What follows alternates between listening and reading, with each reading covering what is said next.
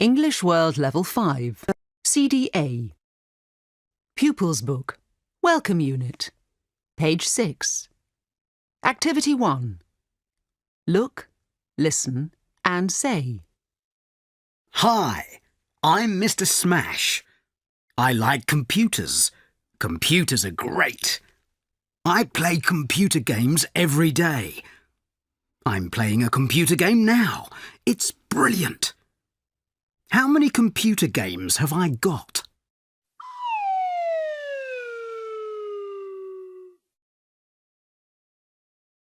Hello, my name's Mrs. Swift.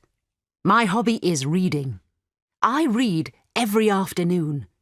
I'm reading now. This story is very exciting. How many books have I got on my shelf?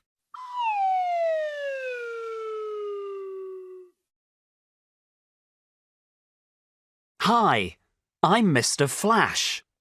And I'm Super Boots. We like music. We sing and play every evening. We like listening to music too.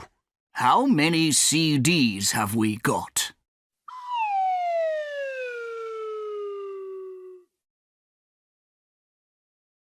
Hello, I'm Miss Sparkle, and this is my friend, Miss Smart. Our favourite sport is basketball. We play 3 times a week. And we're playing basketball now. We're playing with our old brown ball.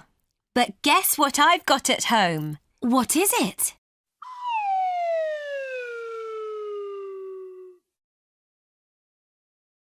Pupils Book, Welcome Unit, page 8. Activity 1. Look and listen. At the weekend, the weather was hot and sunny. I went to the beach. I swam in the sea. Then I sat under a big umbrella and ate an ice cream. Delicious. On Saturday evening, I went to the theatre and saw a play. Miss Smart came with me. We sat very near the stage. There were some children in the play. They sang and danced. We had a great time. Last weekend, I visited Super Boots because it was his birthday. Mrs. Swift came too. We travelled in my new car. It was very fast. We took presents and cards. When we gave them to him, he was very happy. And I made a cake. It was lovely.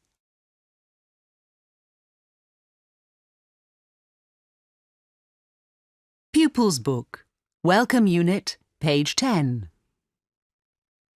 Activity 1. Look and listen. It was Saturday. It was midday. Our heroes had important work to do. What were they doing?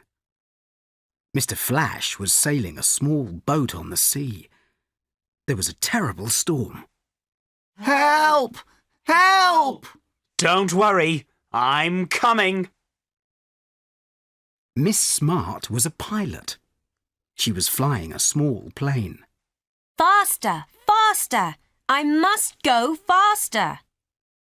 Mrs. Swift was a cook, a marvellous cook. She was making the most marvellous pizza in the world. Marvellous. Super Boots was a dentist. He was pulling out a tooth. It wasn't easy.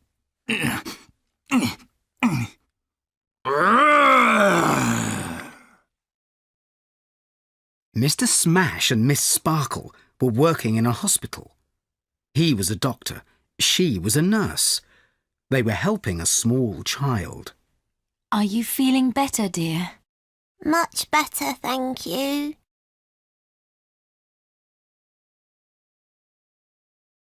Pupils Book, Welcome Unit, page 12. Activity 1. Look and listen.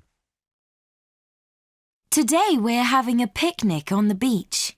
We've got lots of sandwiches and lots of cakes. I made the cakes. We've got fruit too. I brought a few oranges and bananas. And I brought lots of grapes. Someone has drunk the water. Look, there's only a little water in the bottle. And there isn't much juice in the jug. Shall we start? Who wants a sandwich? I'd like a sandwich. Me too. Me too. And me.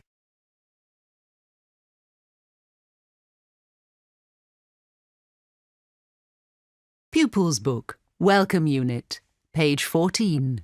Activity 1. Look and listen. Story number 1. Mr. Flash was in a bookshop. There was a little girl in the bookshop too. She wanted a book on a high shelf, but she couldn't reach it. She was too short. What's the matter, little girl? I want that book, but I can't reach it. I'm not tall enough. Let me help. Oh, Here you are, little girl. thank you very much, Mr. Flash. Story number 2. Look, a tree has fallen across the road in front of a car. The driver of the car is trying to move the tree, but she can't. She isn't strong enough. What's happening here? I can't move the tree. It's too heavy. Let me help. Oh, Now you can drive your car. thank you, Mr. Smash. Story number 3. Look, that little boy is crying. He's dropped his ball and he can't get it. He can't run fast enough. What's the matter, little boy? I've dropped my ball and I can't get it. I'm too slow. Let me help. Oh, Here you are, little boy. thank you very much, Miss Sparkle. Pupils Book, Welcome Unit, page 16. Activity 1. Look and listen. Look, there are some flowers on the table. Who has picked the flowers?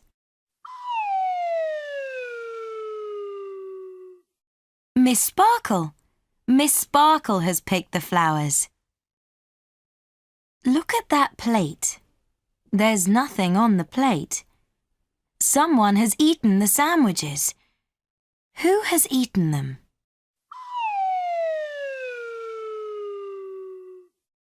Mr. Smash. He has eaten all the sandwiches. Oh no! Look at that. Someone has broken the window. Who has broken it? Mr. Flash and Super Boots. They have broken the window. There's a lovely cake on the table. Who has made it?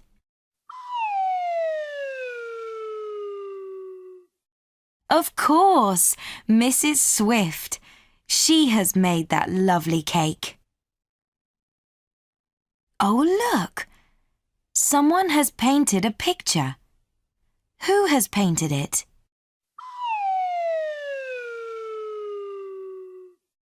Miss Smart has painted it. She's a good painter. Pupils Book, Welcome Unit, page 18. Activity 1. Look and listen. The heroes had a sports day. There were 6 competitions. The first competition was lifting heavy rocks. Miss Smart was stronger than Mr. Flash, but the winner was Mr. Smash. Hooray! I was the strongest!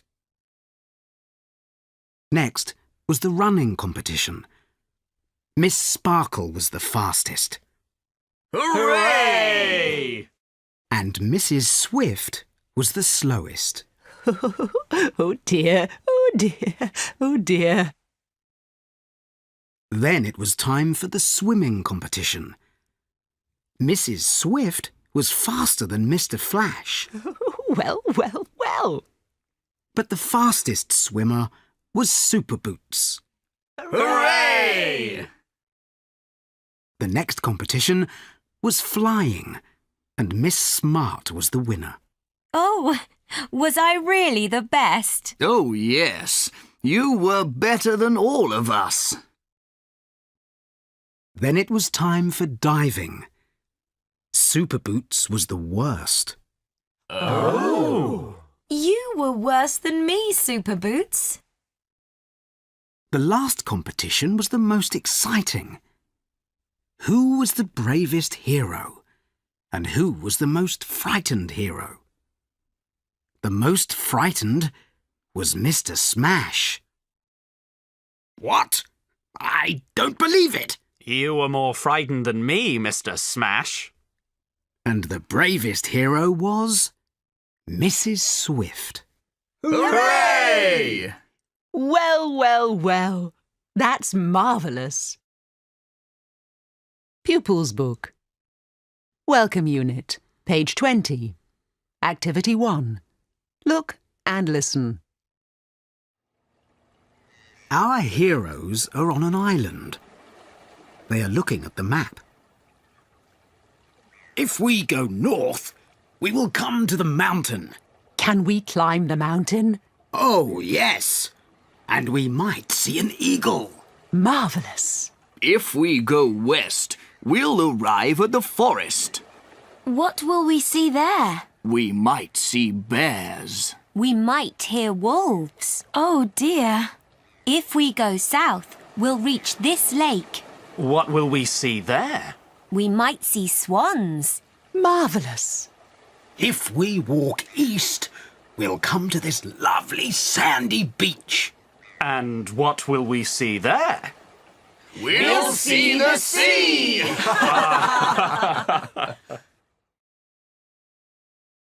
Pupils Book, page 22.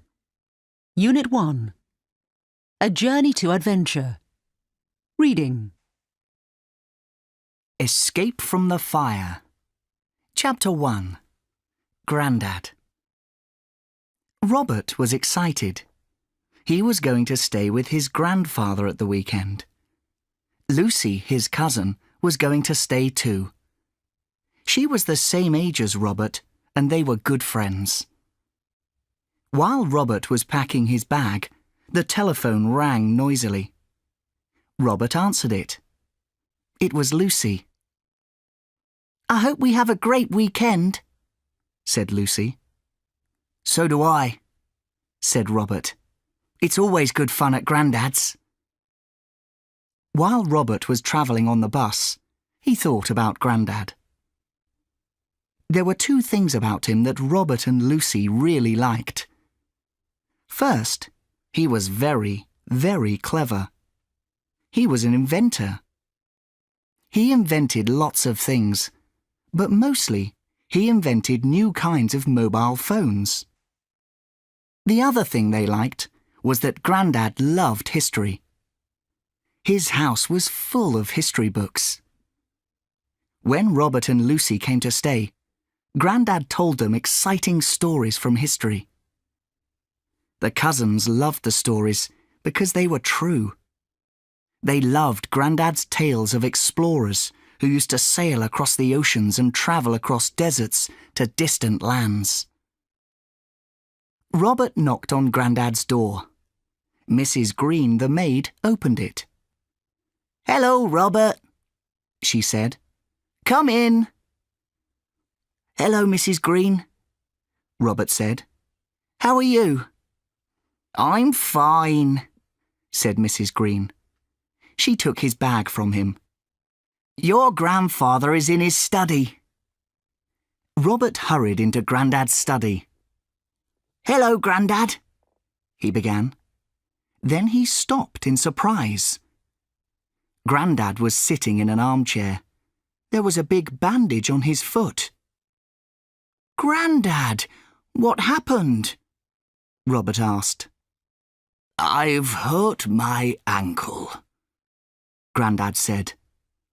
The doctor says I mustn't walk on it for a few days. Poor Grandad. Does it hurt? I'll help you, and so will Lucy. Where is she? Has she arrived yet? Grandad looked worried.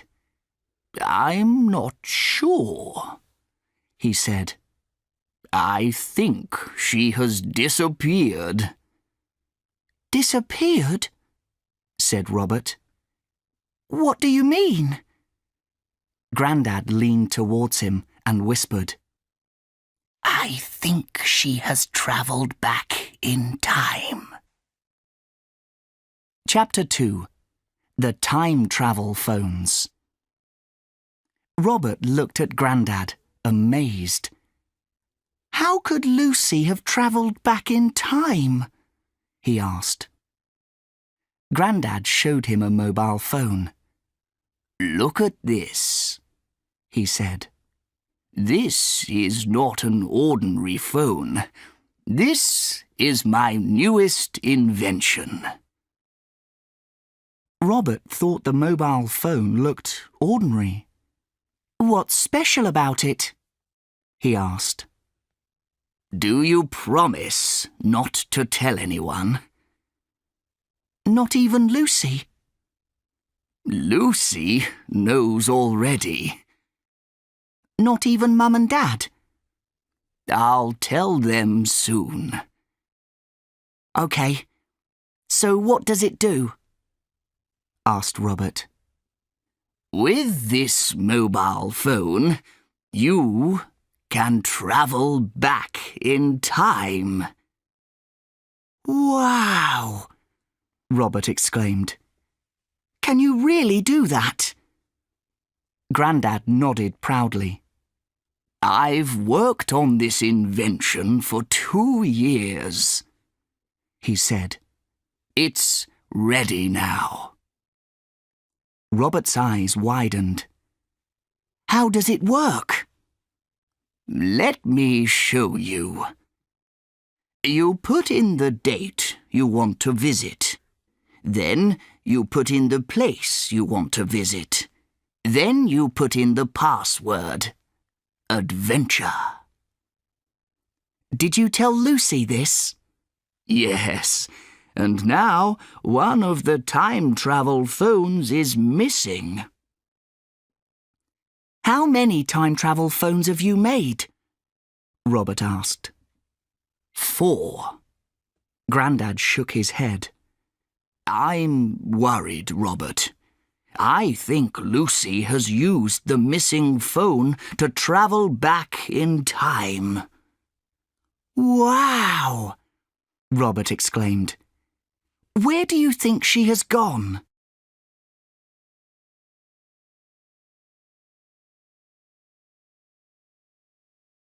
Pupils Book, Unit 1, page 26. Grammar in Conversation. Activity 1. Listen and read. Do you remember when you were little? Yes, of course. I used to go to my grandmother's house every day. Really? Why?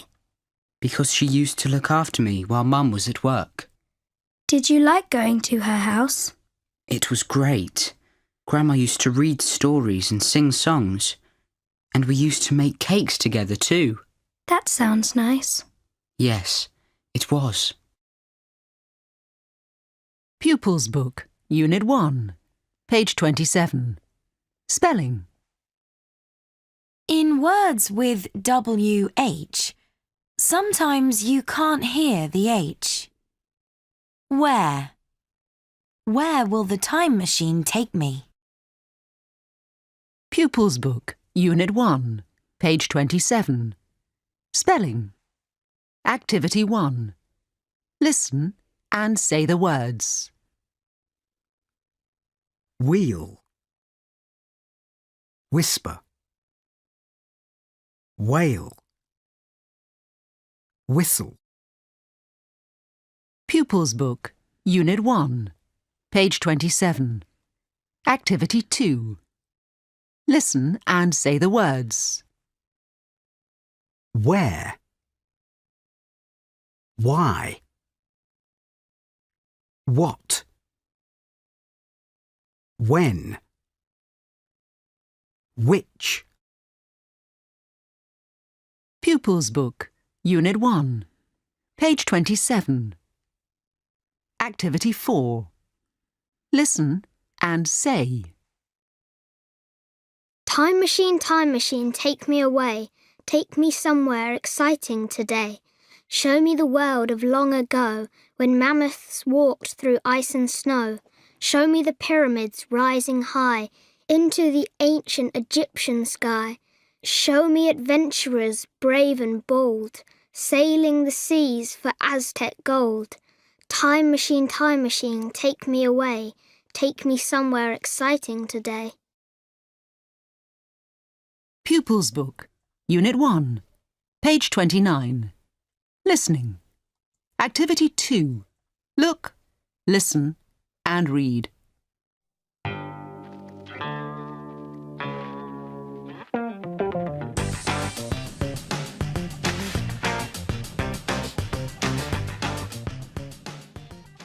The Skyscraper Money Box, Part 1. It was 8 o'clock in the evening. Mum, Dad, Jamie and his older brother Paul were in the living room. There was a good film on TV. While they were watching it, there was a knock at the door. Who's that? Go and see, Jamie. OK, Mum. Hello, Jamie. Uncle Bob, hello. Jamie took Uncle Bob into the living room. Hello, everybody. Bob, what a surprise. What are you doing here? I've brought a present for Jamie. It was your birthday last week, wasn't it? Yes, it was. I forgot. Sorry, Jamie. Anyway, here you are. Happy birthday. Oh, thanks, Uncle Bob. Wow, a £20 note. That's fantastic. Thank you very much. Uncle Bob was in a hurry. He was going to the airport. Sorry I can't stay. Goodbye, Bob. See you soon. Bye. Goodbye. Jamie went upstairs to his bedroom. He reached up to a shelf and took down his money box. It was like a New York skyscraper. There was lots of money inside. Oh, it's heavy. Jamie emptied the money box onto his desk. Let's see. How much money have I got now? 5, 10, 15, 20. Suddenly, while Jamie was counting his money, he heard a voice. It was his brother, Paul. He was standing in the doorway. How much have you got? 25, 30, 35, 40. I haven't got any money. I used to have lots. You spend your money. I save mine. What for? What are you going to buy? I'm going to buy a guitar, an electric guitar. Where are you going to buy that? In the mall. We're going to go to the mall next week. I've seen the one I want. It's fantastic.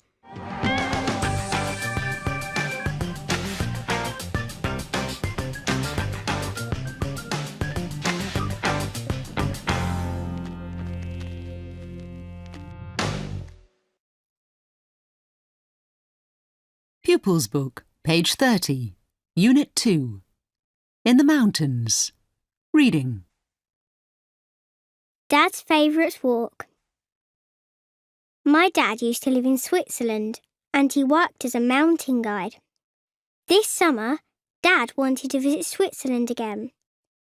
In July, I travelled to the mountains with Mum, Dad, and my twin brother, Fred. We stayed in a hotel in a little village and we had a great time. One day, Dad took us on his favourite walk. First, we followed a narrow path through a meadow. There were lots of flowers and there were goats with bells round their necks. They tinkled when the goats moved. After that, the path went through a forest. It was shady and quiet. It reminded me of Red Riding Hood, but I didn't see a wolf. After the forest, the path climbed steeply towards the mountain peaks. It led between huge rocks, and then the walk became a real adventure. Dad had some surprises for us. We walked into a deep, narrow ravine. We could hear the river splashing over the rocks at the bottom. While we were walking, we heard a distant roar. Gradually, it got louder. We walked round a massive boulder, and there was the most amazing sight. Water was falling straight down the mountain and crashing onto the rocks below us. The sound was incredible. A waterfall really does roar. It sounded like an angry beast. We couldn't hear each other at all. Dad beckoned to us, and we followed him. The path led behind the waterfall. It was amazing. On the left of the path was the mountainside, and on the right was falling water. I thought it was fantastic, but it was a bit scary too. It was quite dark and very noisy.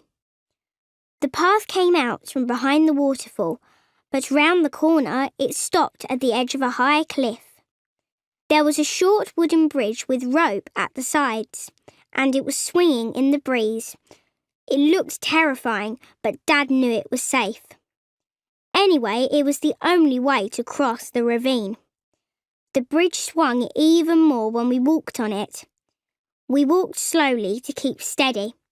Fred and I thought it was fun, but Dad had to help Mum. She's frightened of high places. She walked with her eyes shut.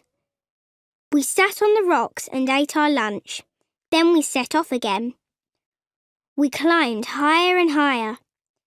After an hour, our legs were aching, but at last we came to the best place on the whole mountain. It was a huge glacier, and it looked like a frozen river of ice. There were lots of other people there too. There was a cave in the ice. There were rooms in the cave and ice furniture. Fred sat on the ice chair and played the ice piano. It was funny. The last surprise of all was a ride down to the hotel on the little mountain train. We were exhausted, but it was a brilliant walk.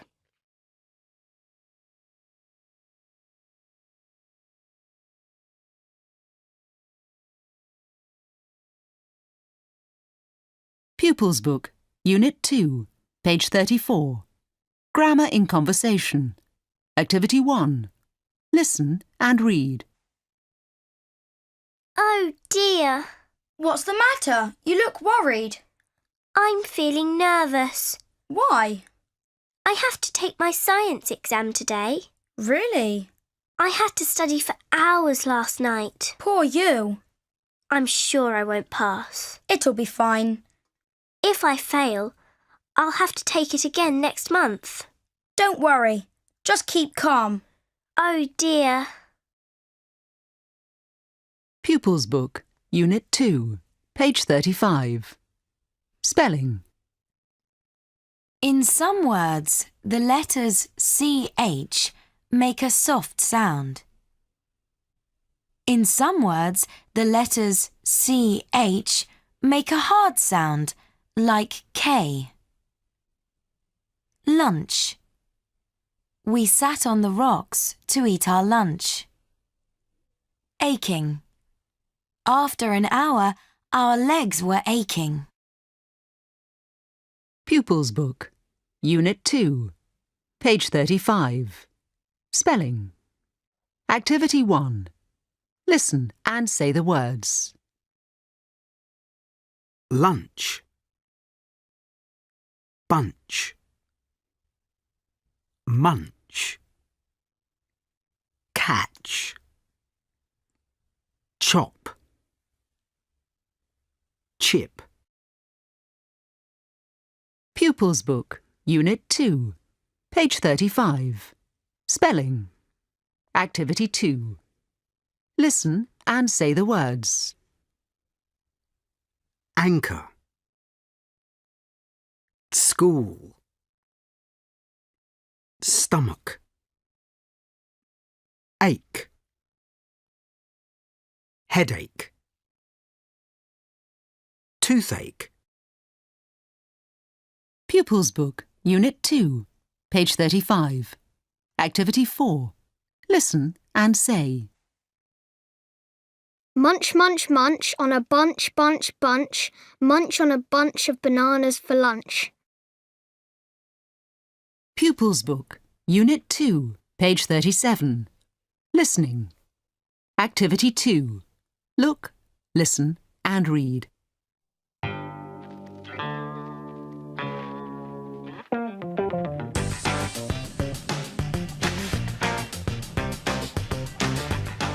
The Skyscraper Money Box, Part 2. Do you remember Uncle Bob came to Jamie's house and gave him £20 for his birthday? Jamie counted all the money in his Skyscraper Money Box. With the £20 from Uncle Bob, he had enough money to buy something he really wanted, an electric guitar. At school the next day, there was a new boy in class. Good morning, children. This is Tim. He's going to be in your class. Jamie, can you look after Tim today? Yes, of course, Miss Jackson. Hi, Tim. Tim looked nervous, but he had a friendly smile. He wasn't wearing his school uniform. His trousers were a bit short. His shoes were old, and there was a hole in his jumper. Perhaps his family doesn't have much money, thought Jamie. Jamie took Tim to all his lessons. This is where we have science. Wow! Brilliant! At break time, Jamie took Tim into the playground. Do you want to play football? OK. The other boys weren't very friendly. Sorry, Tim. They're very rude. It's OK. It doesn't matter. After school, Tim didn't go home. Why aren't you going home, Tim? My mum's at work, and I've lost my key. I'll have to wait here and go home later. Mum will be home at about 6 o'clock.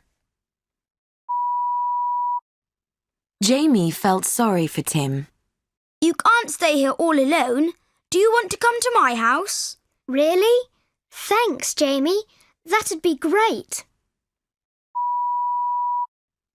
At Jamie's house, they watched TV in the living room. Would you like a sandwich, Tim? Oh, thank you very much. They played computer games in Jamie's bedroom. Be careful! Be careful! Whoops! Oh no! Jamie liked Tim. He was friendly and funny. They had a good time. At 6 o'clock, it was time for Tim to go home. Thanks, Jamie. I had a good time. Me too. See you tomorrow. Bye. Jamie went up to his bedroom. There was his Skyscraper money box on the shelf. He reached up to get it. He wanted to count his money again. He picked the money box up, but something was wrong. It's too light. He opened the box to shake out the money, but the Skyscraper money box was empty. His money was gone. Oh no! Someone's stolen my money. And I think I know who the thief is.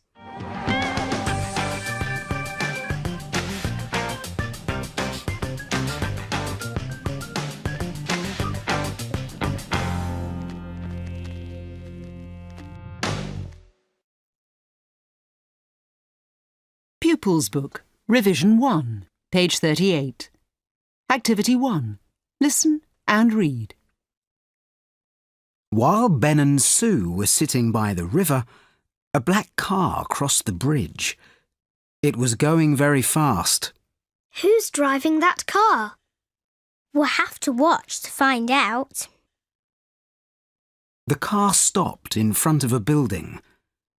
2 men got out and ran up the steps. A fire engine came across the bridge. That building used to be a theatre. What are those men doing? A helicopter flew overhead. A tall man appeared on the museum roof. The fire engine stopped at the museum. Is he carrying something? Maybe. While 2 firemen were climbing the ladder, the first 2 men ran onto the museum roof. The tall man saw them. They're using the ladder to get to the next roof. Why? A man appeared from the helicopter. He had a camera. The tall man ran to the edge of the roof and leaped. That man is using the camera to take pictures. Look at that jump. The tall man jumped across the gap and onto the next building. The fireman caught him. The other men clapped. They had to catch him. Why? What were they doing? Do you know? Pupils Book, Revision 1. Listening, page 39. Activities 2 and 3. Number 1. We're flying towards the museum now. I can see a tall man on the roof. Have you got your camera? Are you ready? Number 2. OK, I'm on the roof. And there's the helicopter up there. And now... oh dear. Now I have to jump. Can I do it? Well, I have to do it. Wish me luck. Here I go. Number 3.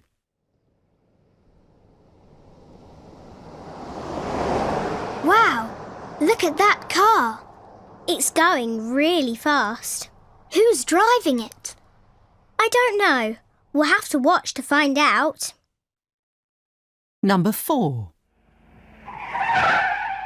Is this the museum? Yes, get out of the car. It used to be a theatre. Yes, get out of the car. You don't have to shout. Get out of the car! Number 5. Right, we're above the museum and I can see the man on the roof. I've got to film him, so down I go. Down I go. Oops! I mustn't drop the camera. He's running, he's jumping. Wow! I've got some great pictures. Number 6. We'll have to climb up onto the roof. Put the ladder against the building. I can see the man with the package. He's on the roof of the museum. Quick! He's going to jump! We've got to catch him! Pupils Book, page 40. Unit 3, Tunnels and Bridges. Reading. Building for travel. The longest road tunnel in the world is in Norway. It is 24.5 kilometres long. Tunnels. People cross mountains by car or train, and they cross water by boat. But these journeys take time. Tunnels can go under mountains and under water. They make journeys much quicker. A tunnel is an enormous tube, and a tube is a very strong shape.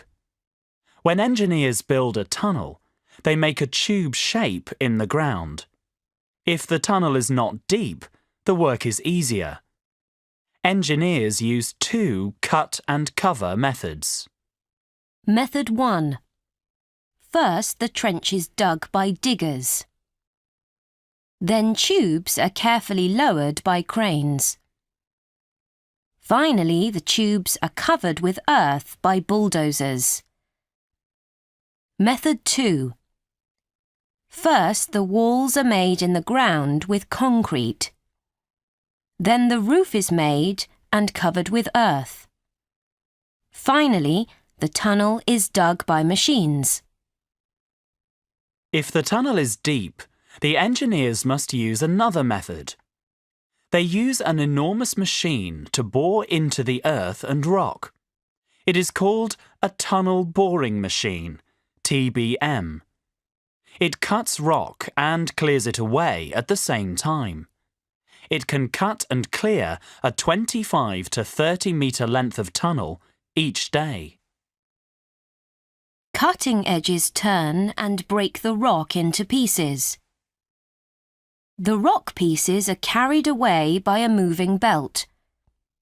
Strong, thick rods push the machine forwards. The Channel Tunnel joins England and France. It is a railway tunnel and it goes under the sea. Engineers used 4 TBMs at the same time to cut the tunnel. Bridges. People have built bridges across rivers for thousands of years. There are many different kinds of bridge. Beam bridge. Beam.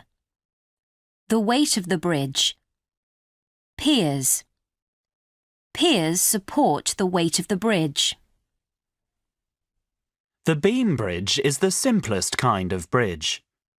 A log or a plank across a stream is a short beam bridge. A long beam bridge is supported by piers at each end. This kind of bridge cannot cross a very wide river. Arch bridge. The weight of the bridge. Arch. The shape of the arch helps to support a longer, heavier bridge. An arch can support a lot of weight, so it can hold up a longer bridge. Some bridges are made of more than one arch. Bridges made by people long ago often had many arches. The Bridge of 33 Arches in Iran is 400 years old. This fascinating bridge has arches on 2 levels.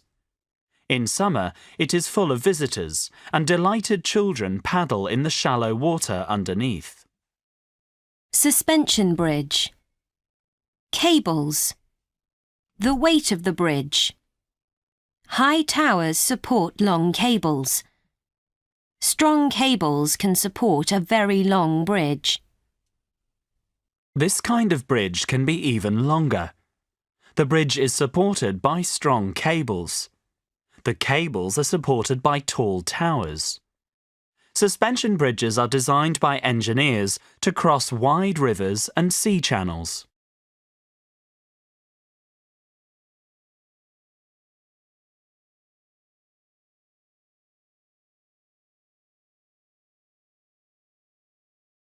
Pupils Book, Unit 3, page 44. Grammar in Conversation. Activity 1. Listen and read. What are your hobbies, Sam? Well, I'm very interested in collecting stamps. Really? Isn't that rather boring? I don't get bored by it. I don't find stamps very interesting, I'm afraid. Nonsense. Take a look at these. They're fascinating. You may be fascinated by them, Sam. I prefer a more exciting hobby. Such as? Pop music. Oh, how boring. Pupils Book, Unit 3, page 45. Spelling. We can add full to the end of some words to make adjectives. When we add full to a word, we drop the final L. Care, full. Careful. Be careful when you cross the road. Pupils Book, Unit 3, page 45. Spelling. Activity 1. Listen and say the words. Wonderful. Careful. Watchful. Playful. Useful. Helpful. Be careful when you spell this word. Beauty, full. Beautiful. If the noun ends with consonant plus y, we change the y to I, then add full. Pupils Book, Unit 3, page 45. Activity 3. Listen and sing.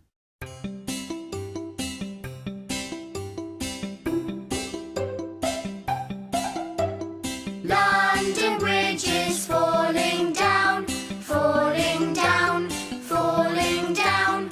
London Bridge is falling down, my fair lady.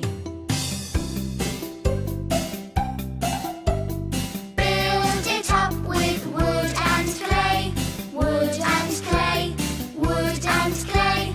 Build it up with wood and clay, my fair lady. Wood and clay will wash away, wash away, wash away. Wood and clay will wash away, my fair lady.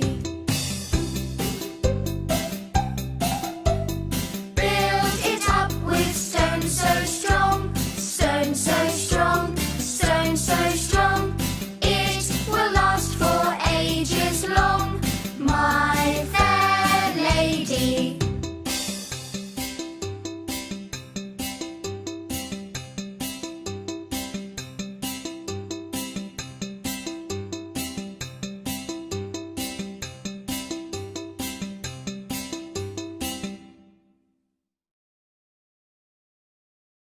Sing again.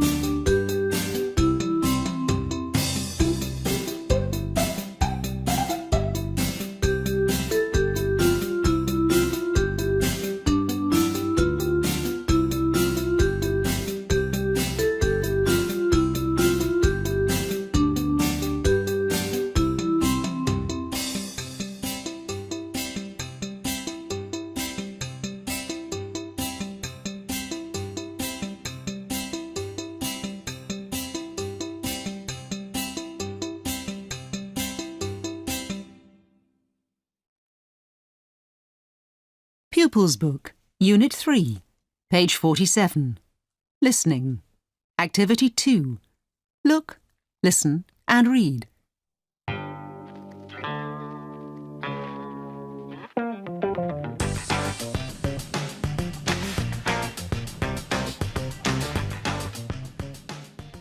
The Skyscraper Money Box, Part 3. Do you remember? Jamie wanted to buy an electric guitar. When Uncle Bob gave him £20 for his birthday, he had enough money to buy it. Jamie kept all his money in his Skyscraper Money Box.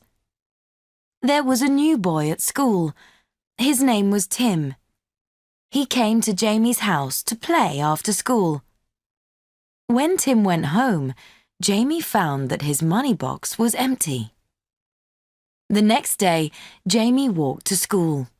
He was angry and worried about the missing money. What should I do? Should I tell Mum and Dad? I don't know if Tim took the money. In class, Jamie didn't sit near Tim. At break time in the playground, Jamie didn't speak to Tim. After school, Jamie was walking home when Tim ran up to him. Hey, Jamie, can I come to your house? No, not today, sorry. On Sunday, Jamie went to the mall with his mum and his brother Paul. They walked past the music shop. There were guitars and drums and CDs in the window. I'm going to buy a CD. I'll come with you.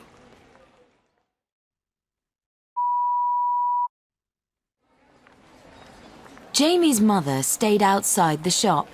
She wasn't interested in pop music. I'll wait here. The music's too loud in that shop.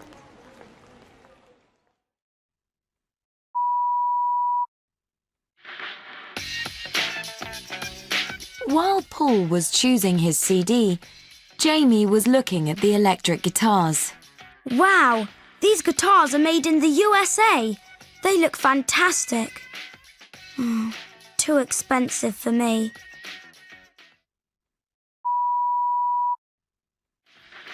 Paul paid for his CD. He said he had no money. Just then, something fell out of Paul's pocket and fell slowly to the ground. It was a piece of paper.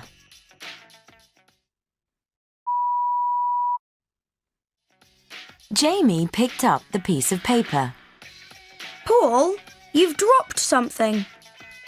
Jamie looked at the piece of paper. He couldn't believe his eyes. Happy birthday, Jamie! With love from Uncle Bob. This is my £20 note. It wasn't Tim who stole my money. It was you. I didn't steal it. I just borrowed it. I plan to give it back. I don't believe you, and I'm going to tell Mum all about it. Mum!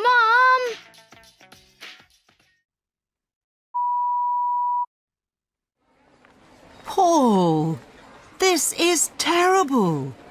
What were you thinking? I'm very, very angry. I must speak to your father about this, and I know that he will be very angry too. Really? I can't believe it.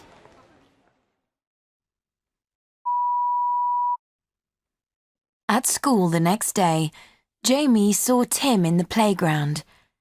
He was standing all alone and looked sad. Poor Tim. I was awful to him. Jamie walked over to Tim. Hey, Tim. Are you okay? Yeah, I'm fine. Do you want to come to my house after school? We can play that computer game again. Really? Okay then. But I'm telling you now, I'm going to win this time. What? You will never win. Oh, yes, I will. Oh, no, you won't. I'm telling you, I will. I'm telling you, you won't. I will. You won't. Will.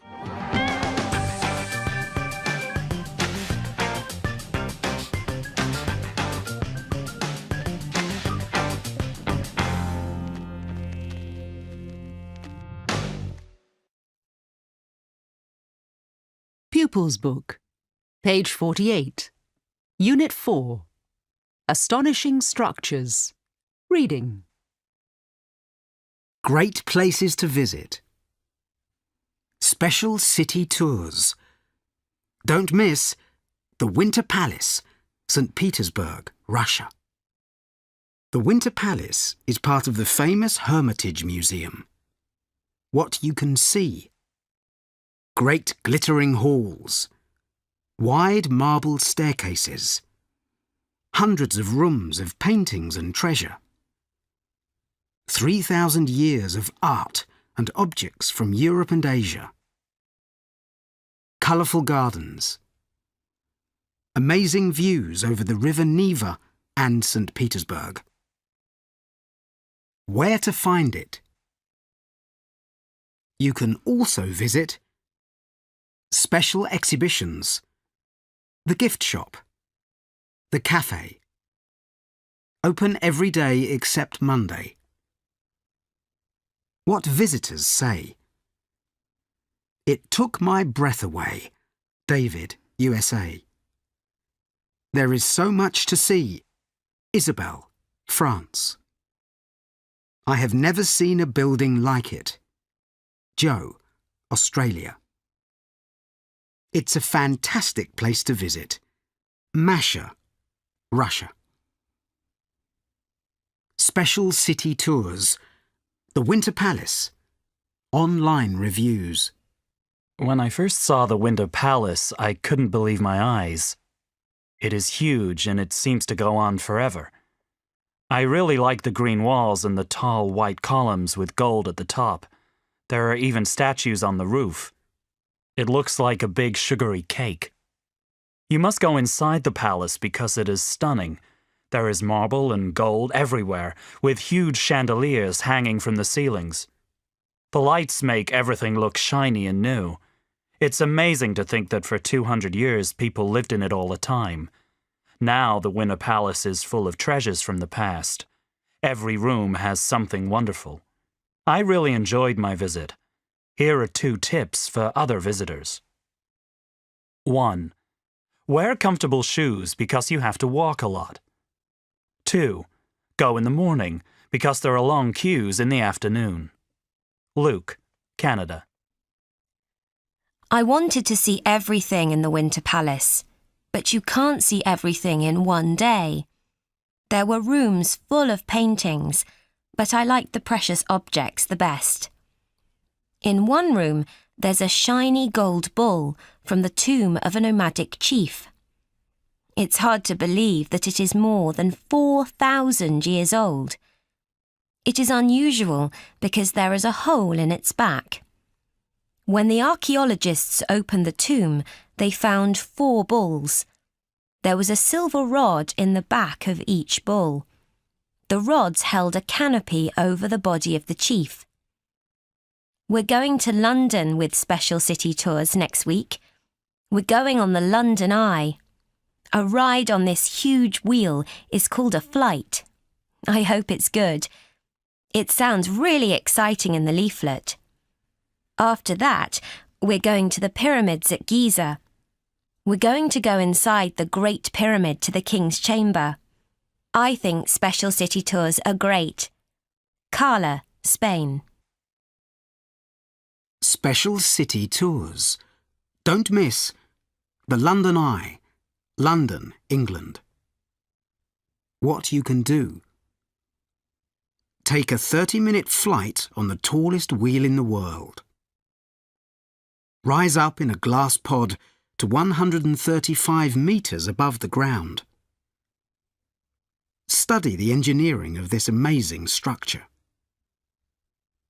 What you can see. Famous London buildings, bridges, the River Thames. 40 kilometres across England on a clear day.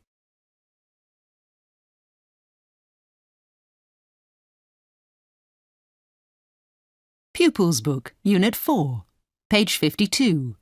Grammar in Conversation. Activity 1. Listen and read. Have you travelled much, Daisy? Yes, a bit. Have you ever been abroad? Yes, I have. Where have you been? I've been to England, Spain and America. Wow, lucky you. Have you ever been to Africa? No, I've never been there. How about you? Have you travelled much? No, not much, and I've never been abroad. Never mind. You'll go one day. Pupils Book, Unit 4, page 53. Spelling. We can add "un" to the beginning of some words. We make a new word with the opposite meaning. Usual. Unusual. It is unusual because there is a hole in its back. Pupils Book, Unit 4, page 53. Spelling. Activity 1. Listen and say the words. Unkind. Unhappy. Untrue. Unfriendly. Unusual. Pupils Book, Unit 4, page 53. Spelling. Activity 3. Listen and say the words. Unwrap. Undo. Uncover. Unfold. Pupils Book, Unit 4, page 53. Activity 4. Listen and say. I've never crossed a desert in the burning sun. I've never watched the northern lights hanging in the sky. I've never climbed a mountain to its snowy top. I've never seen an eagle or heard its lonely cry. I've never swum with dolphins in the clear blue sea. But one day I will. I will. I will. Just wait and see. Pupils Book, Unit 4, page 55. Listening. Activity 2. Look, listen and read.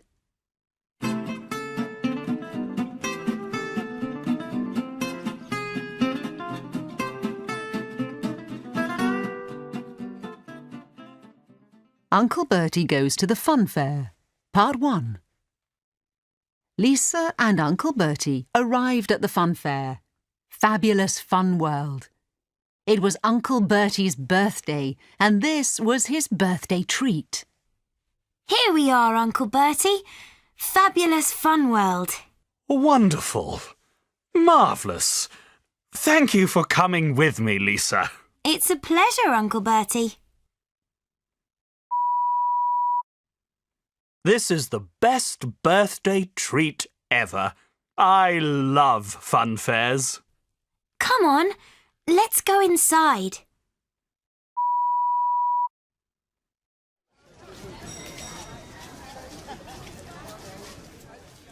Look at that old lady at the rifle range. She's a good shot. She certainly is. Oh, she's won a prize. Well done, madam. What prize would you like? I want that doll. The doll in the blue dress. Certainly, madam. Here you are. Thank you very much. Goodbye. Suddenly, Big Sid appeared. He spoke angrily to the boy. Ricky, did you give the blue doll to that old lady? Yes, Sid. She wanted it. Well, she can't have that doll. Quick, run after her. Get that doll and bring it back, now. Yes, Sid. OK, Sid.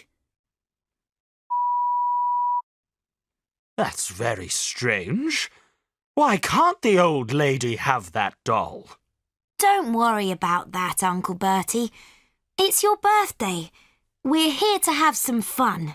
Yes, indeed, Lisa. Come along. First, they went on the roller coaster.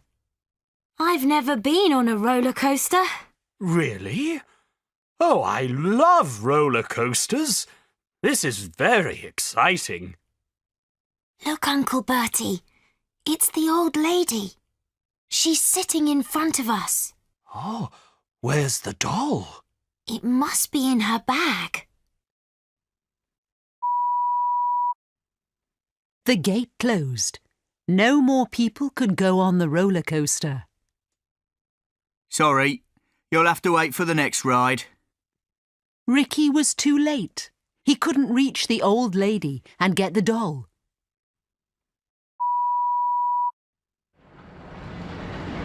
Here we go.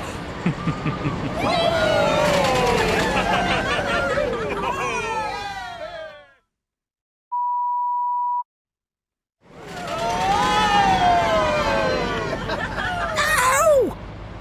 My bag!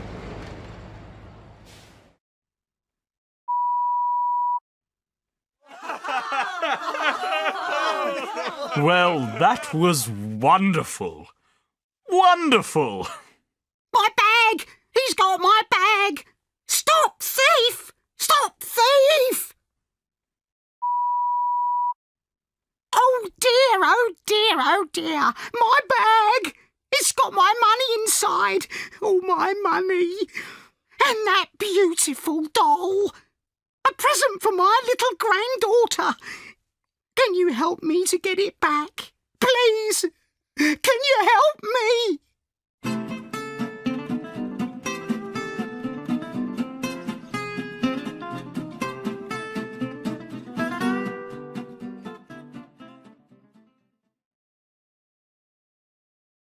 Pupils Book, page 56. Revision 2. Activity 1. Listen and read. A castle in Scotland. Have you ever been to a castle? If you visit this old castle in Scotland, you will find lots of surprises. A fascinating ruin. The castle is a ruin. Stones have fallen from the walls and the roof has disappeared. Nobody lives in it now, but a long time ago, Scottish kings lived here, and the castle used to be full of people. There were soldiers and horses, maids and servants. Many powerful men lived and worked in the castle. Many important people visited it. 5 tall, square towers stood inside the castle walls. There were big guns inside the towers. Soldiers fired the guns, and they kept the castle safe. Tunnels under the walls. 450 years ago, an army attacked the castle. The walls were high and strong, and they could not get inside. They dug a deep, wide tunnel under the castle walls.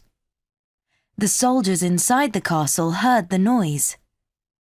They dug another tunnel and caught the attackers underground. If you visit the castle, you will see the tunnels. You can climb down the tunnels, but you have to go carefully. They are lit, but the floors are rough and rocky. A room under the ground. When the soldiers caught somebody, they put him in a room deep under the ground. If you visit the castle, you will see this room too. It is shaped like a bottle. The walls are made of rock. Nobody has ever climbed them. There is a small opening in the roof, like the top of a bottle. It is the only way in. There are no windows. Once a person was in the room, he could not get out. People are not put in here now, of course, but visitors can easily imagine what it was like inside. Cold, dark, and very, very scary. Pupils Book, page 57. Revision 2. Listening. Activities 2, 3, and 4. The old stone castle was huge. It stood on an island with water all around it. The castle was beautiful, but the people who lived there were not happy. A year ago, their prince left the castle to fight a battle in a country far away. He never returned. One day, a boy was standing at the top of one of the towers. In the distance, he could see a great army. Soldiers were coming to the castle. The people were very scared. Quickly they closed the huge wooden doors. The army arrived at the castle and stopped at the narrow bridge. "Open the doors!" shouted a voice. "Do not be frightened!" The people inside the castle knew that voice. It was the prince. The prince was back, and the people were happy again. Odysseus began his voyage home. On the way, he met many strange creatures. The Voyage of Odysseus. Scene 1. Setting. On Odysseus's ship near rocky cliffs. Characters. Odysseus. The sea captain. Sailors. A monster with 6 heads. Listen, men. There are 2 horrifying sea monsters nearby. The first one has 12 legs, 6 necks and 6 heads, with 3 sets of teeth in each one. That's awful. We have never seen such a terrifying creature. If a ship sails too near, the monster will... Help! The ship is rocking! Row! Row as fast as you can! The monster lives in the cave under those cliffs. He may be sleeping now, but I will fight him if I have to. Row! Row! We have just passed the cave. We are safe. No! Look at the water. We haven't escaped yet. The ship is spinning round and round. What is happening? It is the other monster. It is a giant whirlpool. It will pull us under the sea. We must row! What is that? It's a giant dog! No, it is the monster with 6 heads. Look, it is rising out of the water. Help! It is attacking us. It is grabbing the sailors. It is eating them! Row! Row!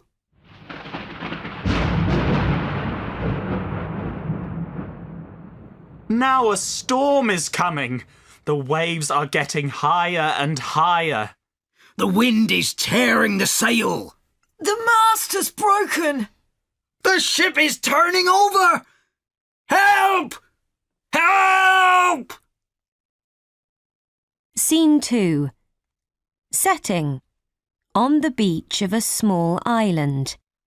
Characters. Odysseus. Calypso. A girl. I was in the sea for 10 days. Now I have reached an island. But is this a safe place? I don't know. Hello. My name is Calypso. What has happened to you? I have just swum to this island. My name is Odysseus. I am travelling to my home. Where is your ship? There was a terrible storm. My ship disappeared under the water and all the sailors drowned. That is dreadful. Come to my home. My parents will look after you. Thank you. You are very kind. I am exhausted, it's true.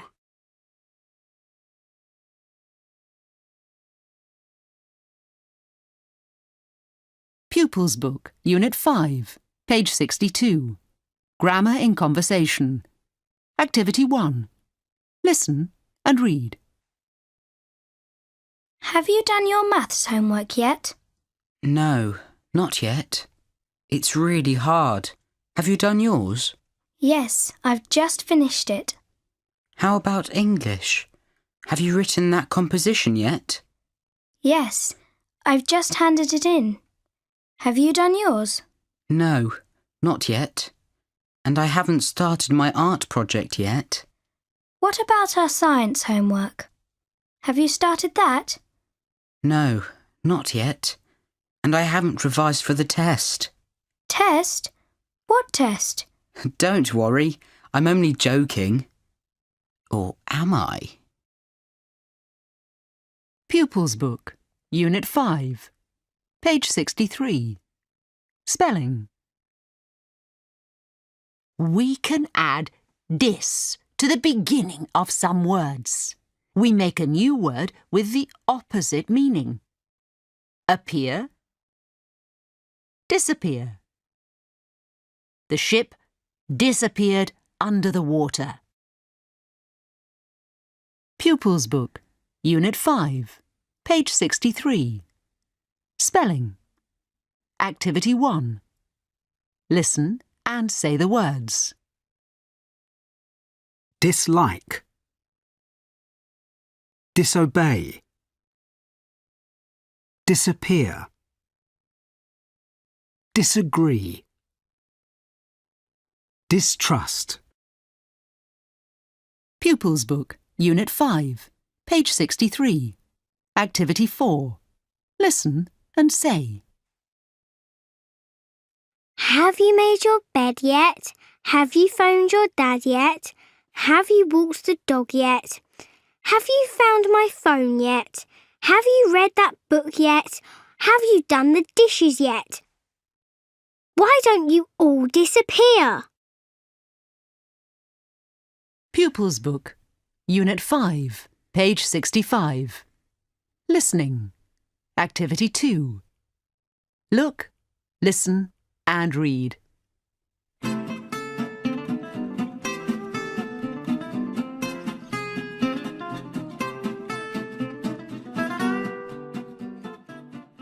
Uncle Bertie Goes to the Fun Fair.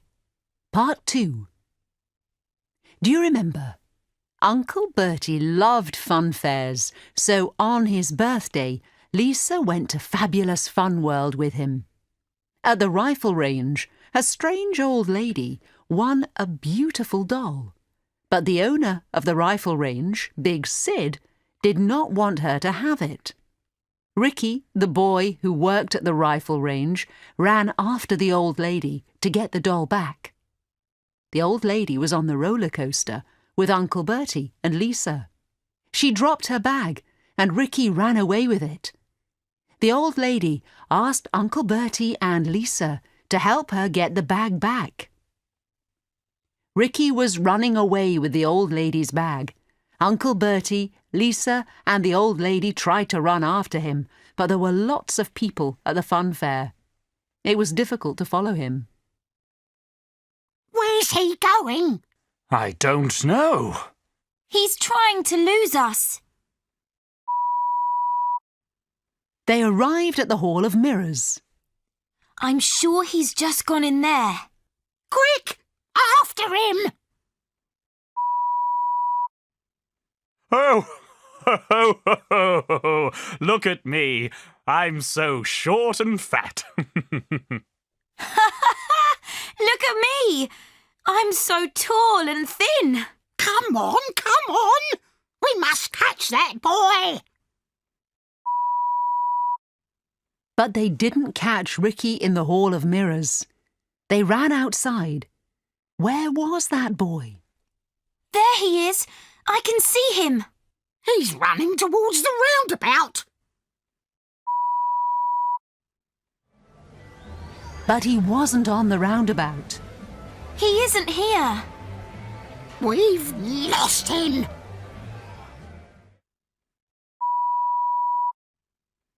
Suddenly, Lisa saw him. There he is. He's running towards Dragon River. There were lots of small boats on Dragon River. The people in the boats were wearing yellow raincoats with hoods. It was difficult to see their faces. Have you seen him yet? He must be here somewhere. Wait. Who comes to the fun fair? Friends come, and families. But usually people don't come to the fun fair alone. Yes, you're right, Uncle Bertie. We must look for a boat with one person in it. Exactly. There's a boat with one person in it. There he is! There was a bridge across the river. The old lady started to run towards it. Where's she going? I don't know. She's an old lady, but she can run very fast. Wow! What's she doing? She's jumping into the boat. The old lady wanted her bag. The boy didn't want to give it to her. Come here! Give it to me! No! Give it to me, you naughty little boy! Get off! Oh! The boy fell in the water. The old lady sailed away in her boat. Yes! Yes! I've got it! I've got it! There's something very strange about that old lady. Shall we go after her? Or shall we help the boy in the water?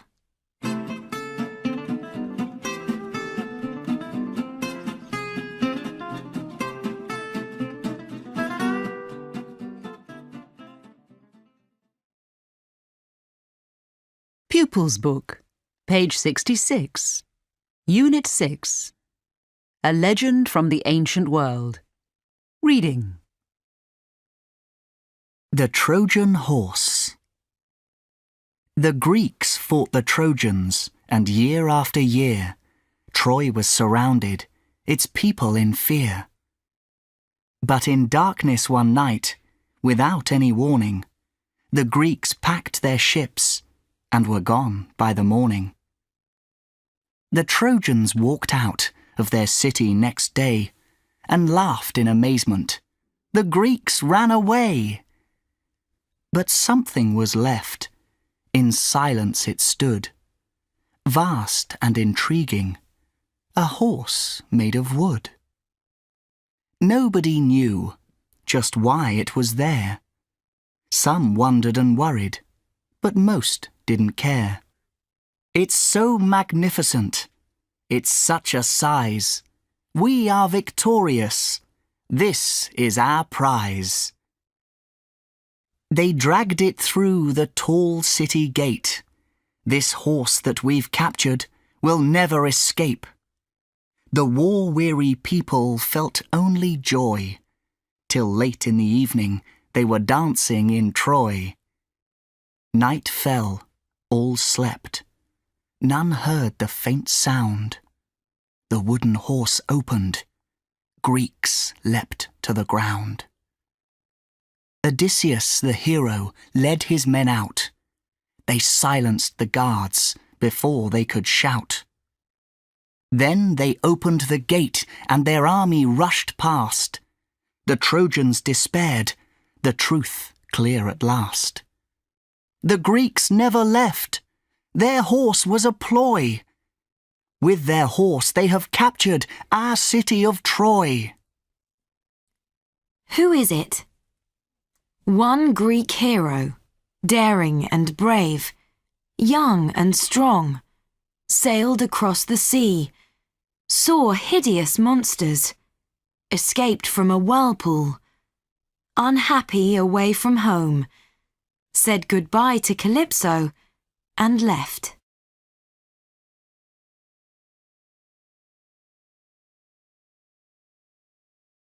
Pupils Book, Unit 6, page 70. Grammar in Conversation. Activity 1. Listen and read.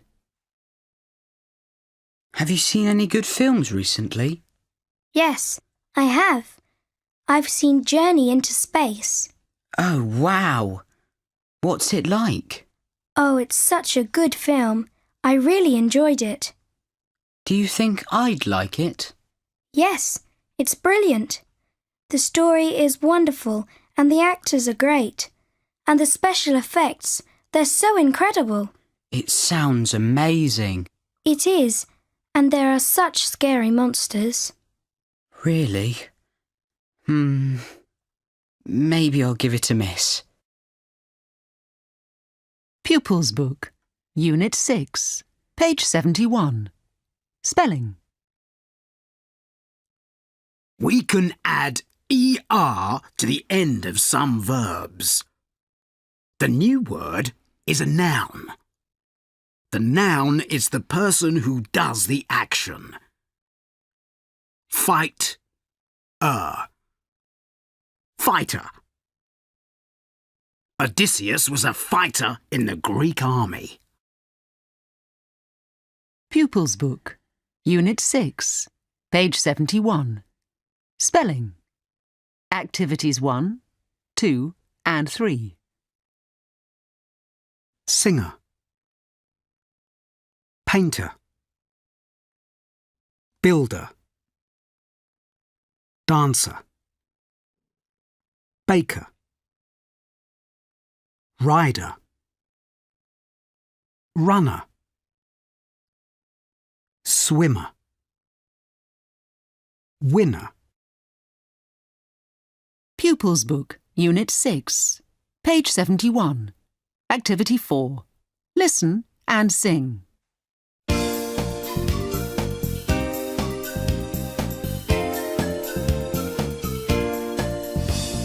She's a dancer, she's a dancer. Shadow, shadow, dance with me. She's a singer, she's a singer. Shadow, shadow, sing with me. Run with me, jump with me. Play with me, stay with me. Always with me, never leave me. Shadow, shadow, follow me. Shadow, shadow, follow me.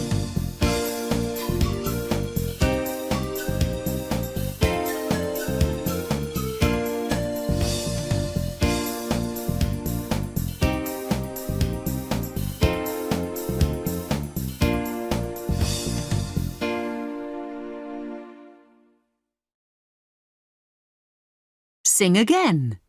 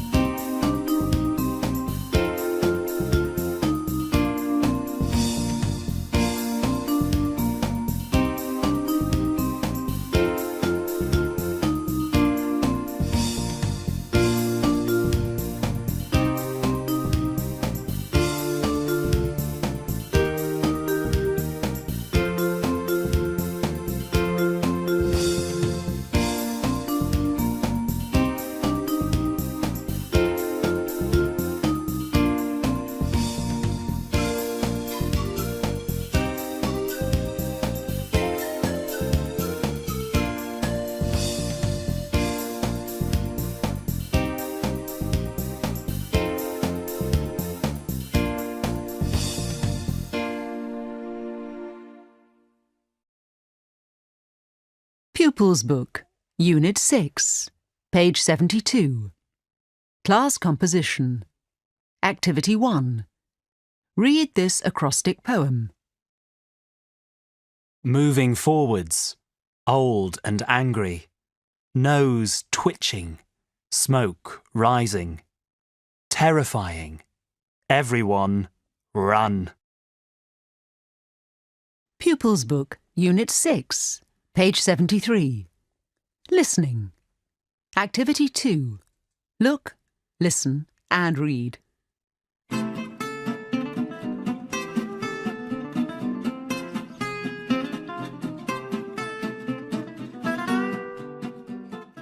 Uncle Bertie Goes to the Fun Fair, Part 3. Do you remember? While Lisa, Uncle Bertie and the old lady were having a ride on the roller coaster, the old lady dropped her bag. Ricky, the boy from the rifle range, picked it up and ran away with it. They followed him through the fairground. At the Dragon River, the old lady jumped into Ricky's boat, pushed him into the water and sailed away with her bag, and with the doll which was in the bag. Lisa and Uncle Bertie pulled Ricky out of the water. Now, young man, we have a few questions to ask you. Why did you take the old lady's bag?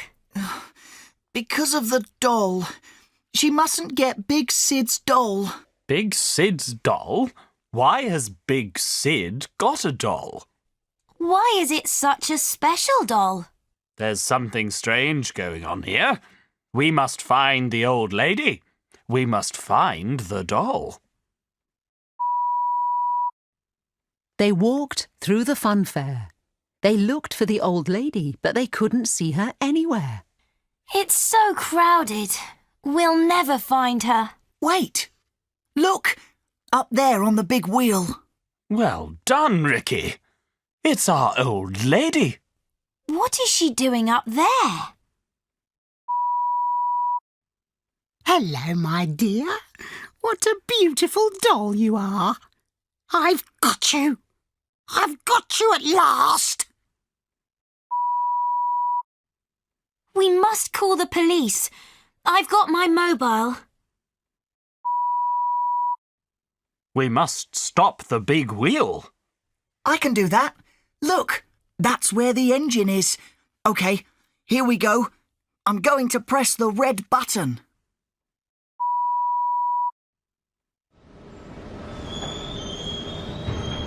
Why have we stopped? Help! Stop! What's going on? What's happened? Stop! You down there!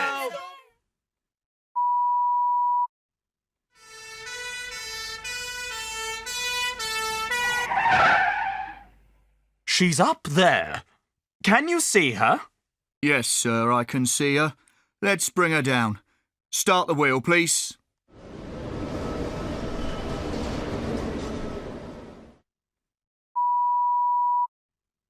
The police were waiting for the old lady when she came down to the ground. Come with us, please, madam. Don't try to run away. Let me go. I haven't done anything. Wait a minute. I know you. Let's have your glasses, madam. And your hat, please, madam. And now, let's have your wig. Well, well, well. Ernie Scruggs. You should look in her bag. I mean, his bag. Well, anyway, you should look in the bag. Yes, you should look at the doll.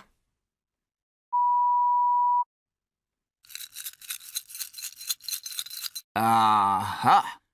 What have we here? Allow me.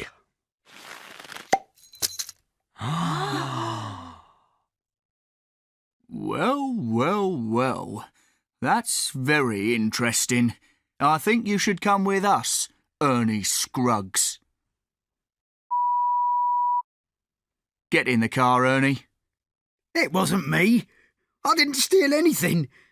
It was Big Sid. He stole the jewellery. I didn't steal anything. Really, I didn't. Big Sid, eh? I think we should go and see Big Sid. Oh, Uncle Bertie, what a terrible birthday. I'm sorry. Don't be sorry, my dear. It was marvellous. It was wonderful. It was so exciting. In fact, that was the best birthday ever.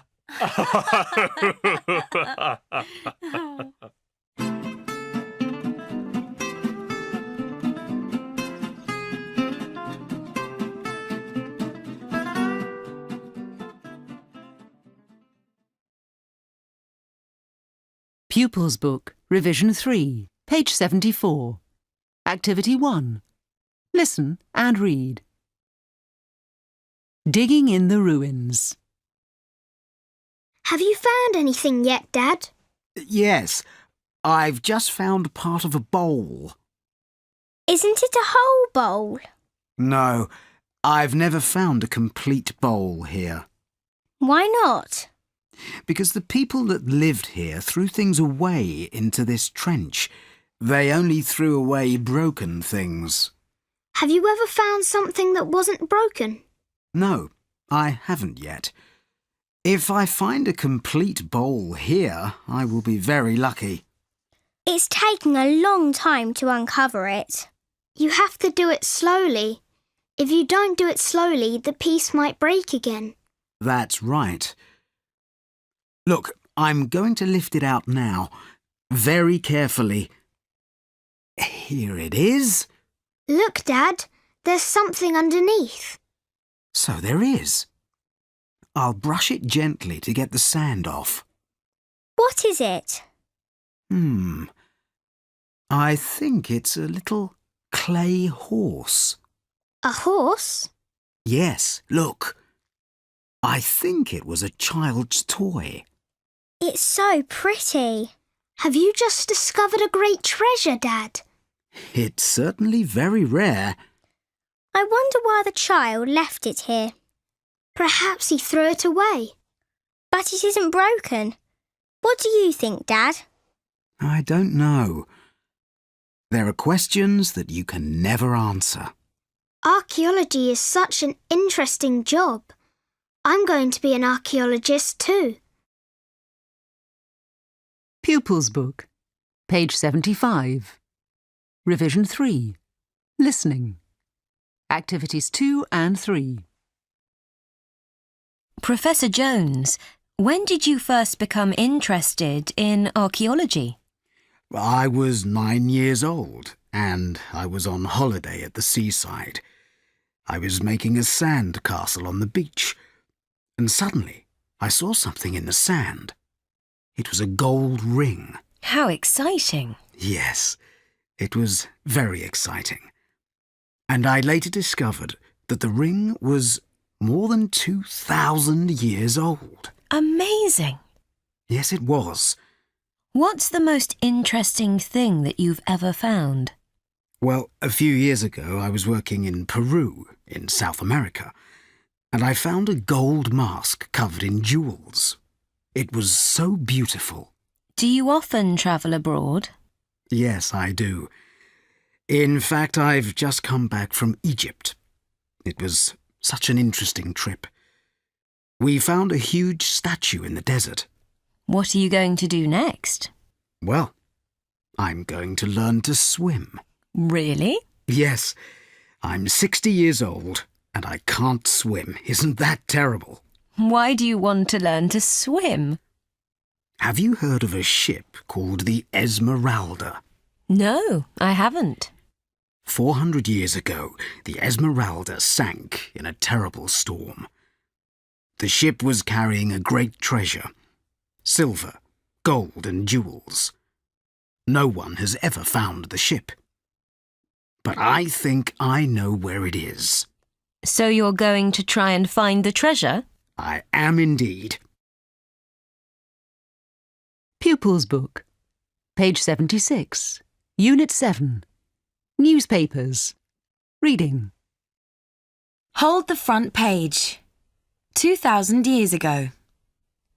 There were no newspapers. When something important happened, people told each other about it. News travelled slowly. Sometimes it was weeks before people heard about a battle or the death of a king. More than 1,000 years ago. The Chinese government wrote news on silk. It was news about what the government was doing. It did not tell people about other things that were happening. 400 years ago. The first newspaper appeared in Germany. It was printed every week. It took a long time to print all the copies. 200 years ago. The new printing presses could print much more quickly, and newspapers were sold on the streets every day. Now. We have newspapers in the morning and in the evening every day of the week, and millions of papers are sold all over the world. Some newspapers have lots of pages, and sometimes there is a separate magazine inside it too. Reporters go to the scene of a news story and find out what happened. They write about it, and photographers take pictures. The editor reads the reporter's work and decides what will be in the paper. If there are mistakes, the editor will change some words. Sometimes an editor says, "Hold the front page." This means a story is very good and will appear on the front page instead of something else. It is very exciting for the reporter who wrote it. The story on the next page was written by a young reporter. It is front page news. Blackdown Daily News. Lucky to be alive. Joe Carver, rescued yesterday from the Blackdown Hills. A father and daughter saved the life of an injured climber yesterday. Their quick actions prevented a terrible disaster, said Bill Day of the search and rescue team. Jenny Brown found the phone that saved the climber's life. Jenny Brown and her father were walking in the Blackdown Hills yesterday. They found rock climber Joe Carver lying at the bottom of Blackdown Cliff. Jenny said, "We haven't got a mobile phone, so we couldn't call anyone." The man was unconscious and he had bad injuries. While her father was putting a blanket over the man, Jenny noticed a mobile phone under his body. When she pulled it from under him, she realized it was connected to the search and rescue team. Team leader Bill Day said, "Joe Carver phoned us, but then he suddenly stopped speaking. We didn't know where he was. We waited for a long time. Then we heard Jenny's voice." The rescue helicopter went straight to the cliffs and picked up the climber. Pilot Fred Hall said, "I have been in the rescue team for 20 years, and Joe Carver is the luckiest man I know. Snow was starting to fall, and he almost died of cold." Last night, Joe Carver was recovering in hospital. He said, "I have climbed mountains since 2001. I have never fallen before, but I won't climb alone next time." Blackdown Cliff where Joe Carver fell. The search and rescue team helicopter picked up the injured man.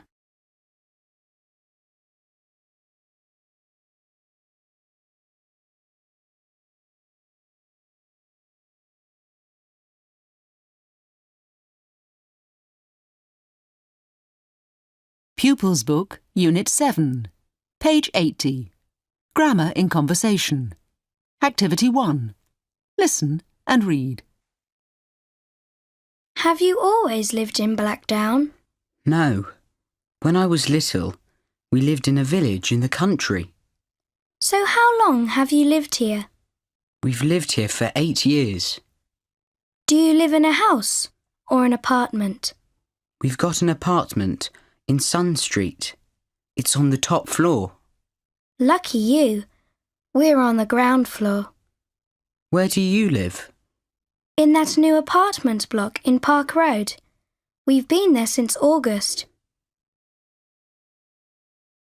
Pupils Book, Unit 7, page 80.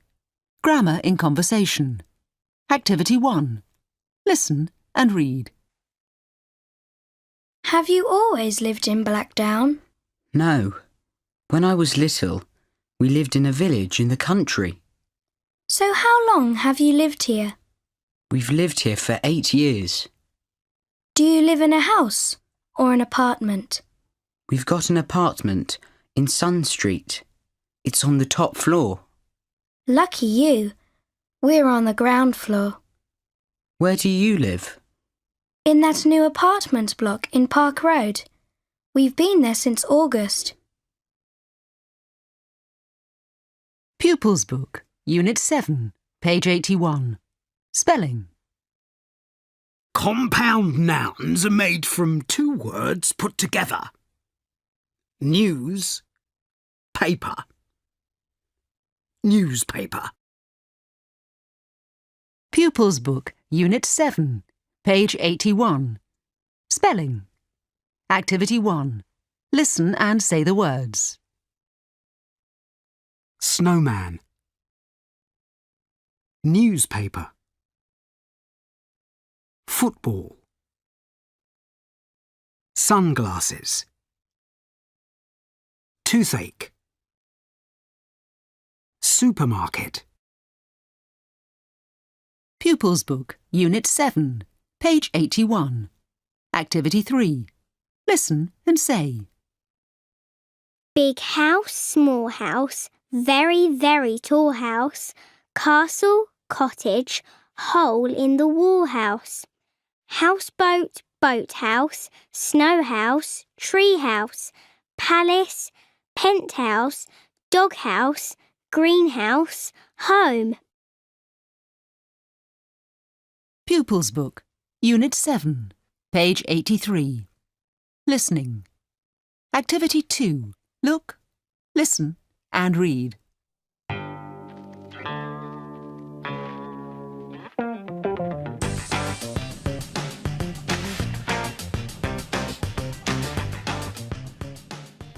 Tim versus Slug, Part 1.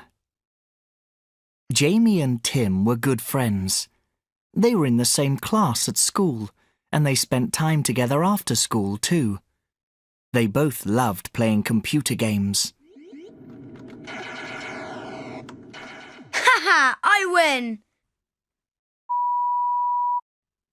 There was only one problem. At school, there was a boy called Kevin Brown. Everyone called him Slug, and Slug was a bully. Come here, you. You're a bully, Slug. Leave him alone. Slug just didn't like Tim. Why not? Why doesn't he like me? He's hated me since I arrived at this school. Don't worry about him. He's just jealous.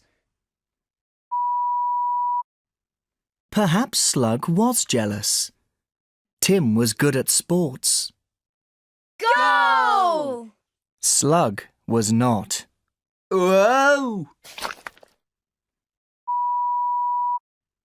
Tim was very clever. He was especially good at maths. Excellent work, Tim. Well done. Slug was not. Very bad work, Kevin. Do it again. The other boys liked Tim, but they didn't like Slug. Slug had only one friend, and his name was Snail. Hello, Snail. Hello, Slug. Slug and Snail were horrible to Tim. On Monday, they hid his lunchbox. Where's my lunch? I'm sure it was in my bag.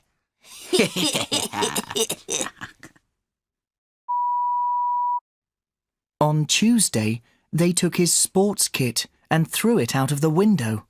Where's my sports kit? I know I put it in my bag this morning.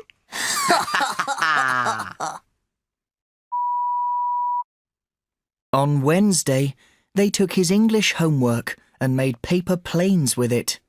Where's my English homework? It was in my bag. I know it was. Mrs. Thompson, the English teacher, was very angry with Tim. This is not good enough, Tim. You must do your homework. It's very important. I did do it, Mrs. Thompson. Really, I did. Well, where is it? I don't know. Well, you must stay after school and do it again. Yes, Mrs. Thompson. So, Tim stayed at school and wrote his English homework again.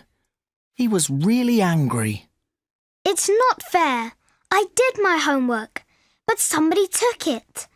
I had my sports kit, but somebody took it. I had my lunchbox, but somebody took it.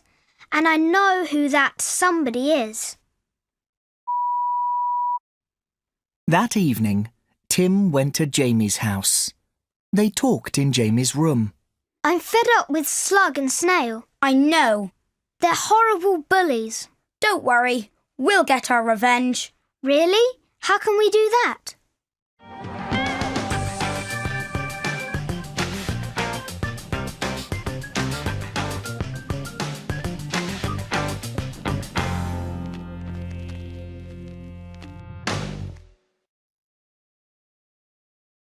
Pupils Book, page 84.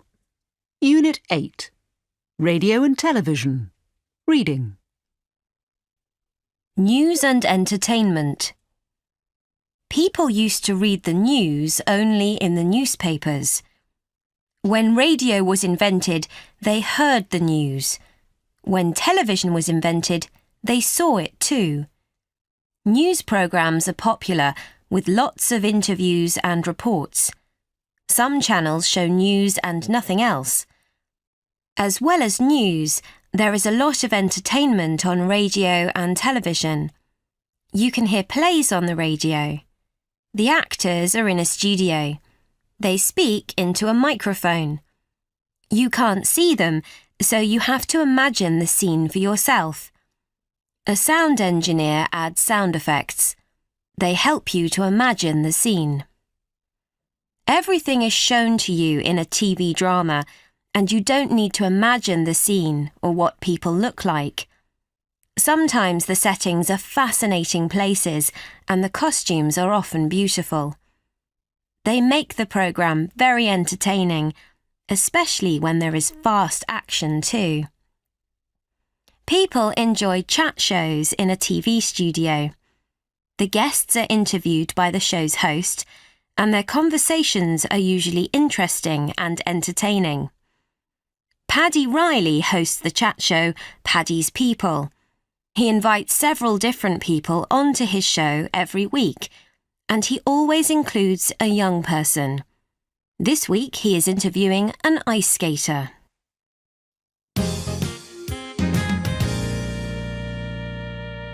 My young guest this week is a champion skater who will represent his country at the next Olympics. He's only 13 years old. Let me introduce you to Danny Green. Welcome to the show, Danny. Thanks, Paddy. Tell us about your skating, Danny. When did you start? When I was 4. I went with my sister. We were such noisy children that Mum wanted to get rid of us both on Saturday mornings. Did you always like it? Yes, I did. Right from the beginning. My sister gave up after a couple of years, but I carried on. When was your first competition? When I was 6. Did you win? Yes. So a winner from the start. Well... You're a very modest boy, Danny. Oh. Am I? You've won 5 gold medals. Well, that's true. And that's just in the last 3 years, ladies and gentlemen. We've got a picture of you, Danny, winning at the international competition last month. There it is. Isn't that fantastic? How does it feel to be all alone out there with all eyes on you, Danny? Does it make you nervous? I'm always nervous before I start. But as soon as I hear the music and start moving, I love it. And we can see why, Danny. You're obviously a born champion. Good luck for the future. Thanks very much. Danny Green, ladies and gentlemen, a star to watch. Next week, I'll talk to a very special young lady. The young lady is a violinist. She's the youngest solo violinist with the City Orchestra. Her name is Meg Thorpe. Till then, goodbye and thanks for watching.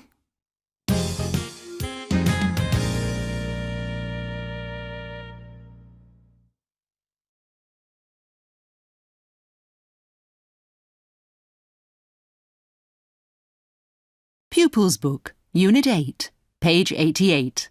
Grammar in Conversation. Activity 1. Listen and read.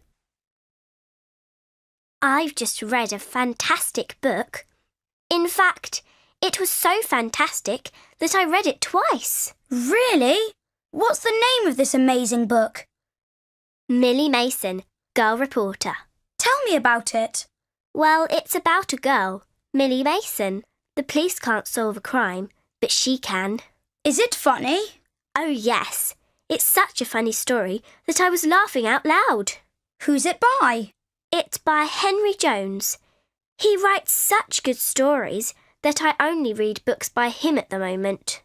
Can I borrow it? Of course you can. Pupils Book, Unit 8, page 89. Spelling. Some words end with the letters EL. Channel.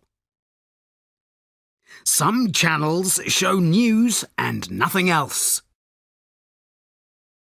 Pupils Book, Unit 8, page 89. Spelling.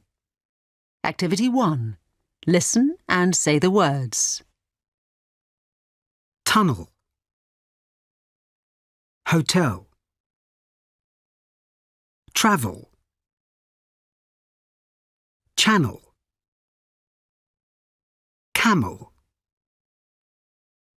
Label.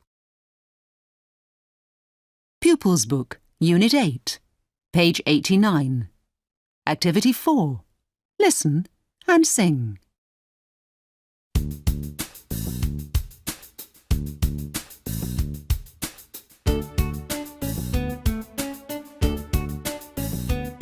His name is Daniel, and he's a spaniel. It's such a perfect name, you must agree. He is a spaniel whose name is Daniel, and Daniel's the spaniel for me.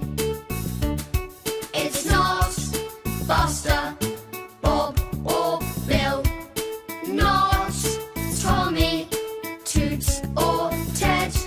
It's not Cracker, Macaracca, Dominaca, Finn or Fred.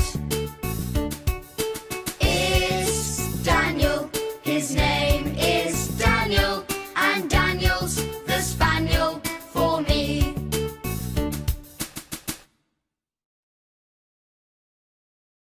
Sing again.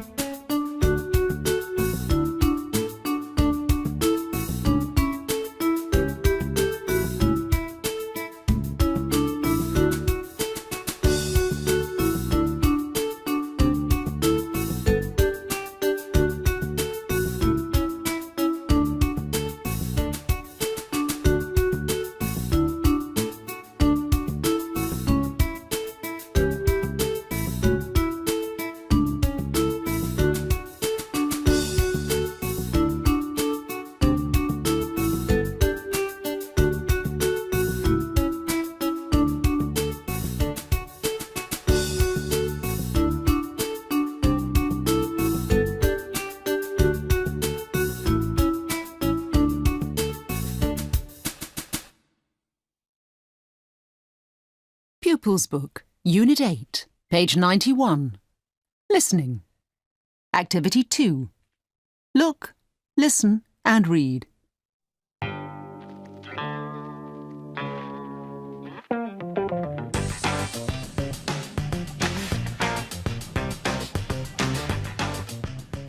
Tim versus Slug, Part 2.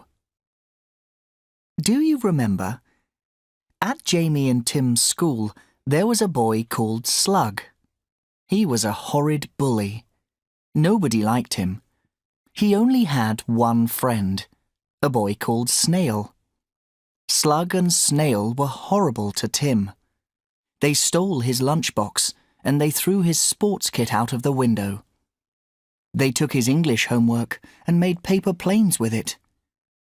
Mrs. Thompson, the English teacher, was so angry with Tim that he had to stay behind after school and do his homework again. Tim was really fed up with Slug and Snail, but what could he do? Slug was a bully, and he was lazy. He didn't like doing schoolwork. At school the next morning, Slug came up to Tim. Have you done your science homework? Yes? Why? Can I borrow it for a few minutes? No, you can't. Give it to me, little boy. Thank you very much. Slug copied Tim's homework onto a piece of paper. It took him a long time. He wrote very slowly. Oops! There was orange juice all over Tim's homework. Slug handed the piece of paper back to Tim. Sorry, little boy. It's a bit wet. Later that day, the science teacher gave them back their homework. Excellent work, Kevin. Well done. But Tim, what is this? Look at it. I can't read it. What a mess. After school, Jamie and Tim went back to Jamie's house to do their homework together. They had homework for French and for maths. I've got a plan. We're going to do our homework twice. Twice? Why? You'll see. It's time to get our revenge. So they did their homework twice. One copy for them and one copy for Slug. Oh dear, I think I've made a lot of mistakes in this maths homework. And my French is terrible this evening. In fact, I'm not sure if it is French. The next day, Slug came up to Jamie and Tim. Hello. Have you done your homework? Yes, of course. Let's see it then. Here you are, Slug. Very, very slowly, Slug copied the French homework. And then, very, very slowly, he copied the maths homework. Later, their French teacher handed back their homework. Kevin, tell me, what is this? It's my homework, miss. My French homework. French? French? This isn't French. It's nonsense. Then it was time for maths. The teacher was not pleased. Kevin Brown, this is terrible. Terrible. In fact, it is so terrible that you must stay after school and do it again.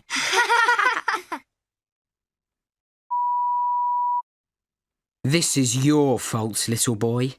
Just you wait. I'll get you for this.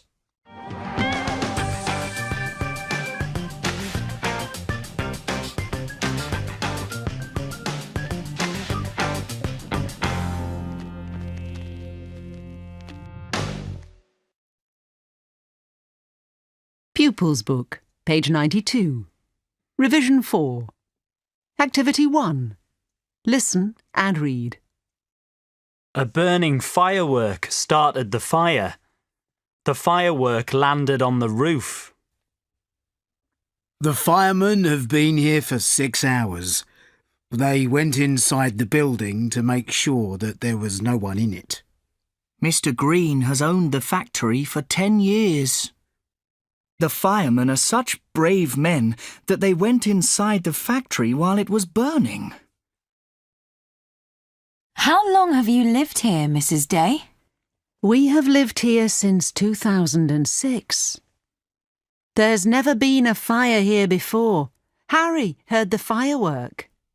The firework was so loud that I woke up. And it was such a big fire that the flames were seen from 10 kilometres away. This is Fred Jones reporting for City Radio News.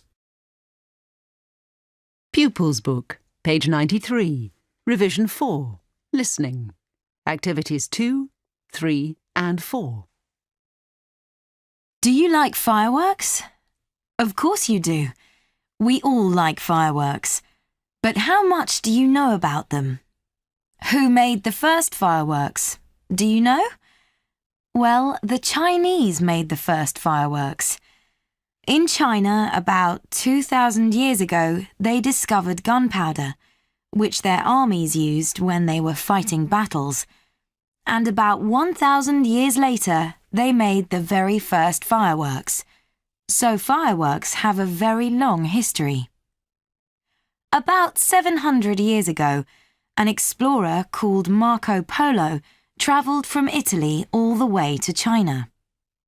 When he returned to Italy many years later, he brought with him lots of interesting things from that country, and one of those things was, yes, you've guessed it, fireworks. The Italians loved the fireworks. They loved them so much that they made them bigger and better and louder and more colourful. Today we still love fireworks. At special times we love to watch them. Rockets fly up into the sky and explode. Hundreds of shining stars fall from the sky. Wheels of fire spin round and round. Flash, bang, pop. At New Year, people all over the world watch fireworks. In London, on the 31st of December, 400,000 people stood by the River Thames. When they heard Big Ben strike midnight, everybody cheered, and thousands of fireworks lit up the dark sky. It was a very cold night, but everyone was happy. It was the start of a new year. Pupils Book, page 94. Unit 9. Deep Sea Animals. Reading. Deep Sea Discovery. It's going to be boring, complained Jack. I hate museums. It's not a museum, it's an aquarium, Dad explained. Same thing, muttered Jack.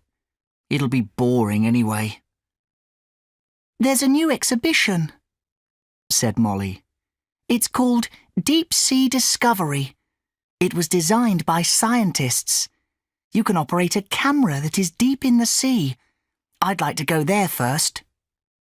Good idea, said Dad. Huh, grunted Jack. It was dim in the Deep Sea Discovery room. There were some video screens with desks in front and some controls. Molly went to the nearest desk and read the instructions. Then she began to work the controls. The black screen turned dark blue. There aren't any animals, said Jack. Come on, this is boring. Oh! At that moment, an astonishing creature swam across the screen. It was red, but the colour glowed warmly. It looked like a Chinese lantern. Suddenly, flashes of colour ran up its tentacles. It was as bright as an electric sign in the street. That's so beautiful, whispered Molly. Wow! Exclaimed Jack, pointing at the screen. Look at that! A strange silver animal began to cross the screen. It was long and flat. It had lots of tiny tentacles along both sides of its narrow body. It flapped gently up and down as it moved through the water. It looked like a long silver wave. This control turns the camera, said Molly, and she turned it away from the silver creature that was already disappearing into the gloom. Can I have a go? Asked Jack. Of course, replied Molly, and she got up to let Jack sit down. For the next hour, they watched one strange creature after another. There were crabs with such small bodies and such long, thin legs that they looked like giant spiders. There was an eel with a long, thin tail and an enormous head and mouth. Its mouth was so big that it could eat fish as big as itself. There were tiny squid that made light in their own bodies. They shone like little flashing stars. There was a small furry sponge. There were big squid and jellyfish that you could nearly see right through. Some of them had long, hairy tentacles. They floated around picking up bits of food. One jellyfish looked like a plastic bag with eyes. Another one looked like a big round cushion. There was an incredible creature that looked like a flower. It was called a sea lily, but it was an animal. The parts of it that looked like leaves and a flower were actually tiny tentacles. They picked up food and passed it to the animal's mouth in the middle of the flower. After 2 hours, Dad said, "Do you want to go soon?" Jack looked round in surprise. "You're not bored already, are you, Dad?" he asked.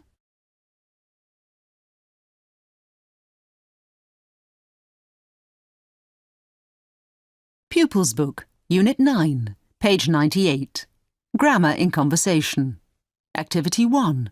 Listen and read. What are you going to do at the weekend? Well, I want to watch a football match.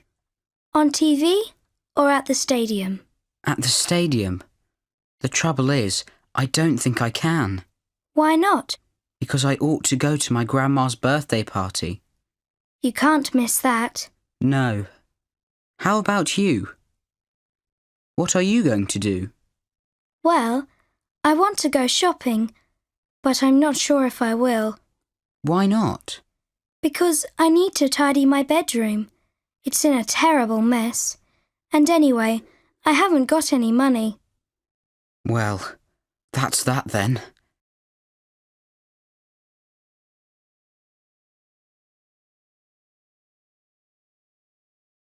Pupils Book, Unit 9, page 99.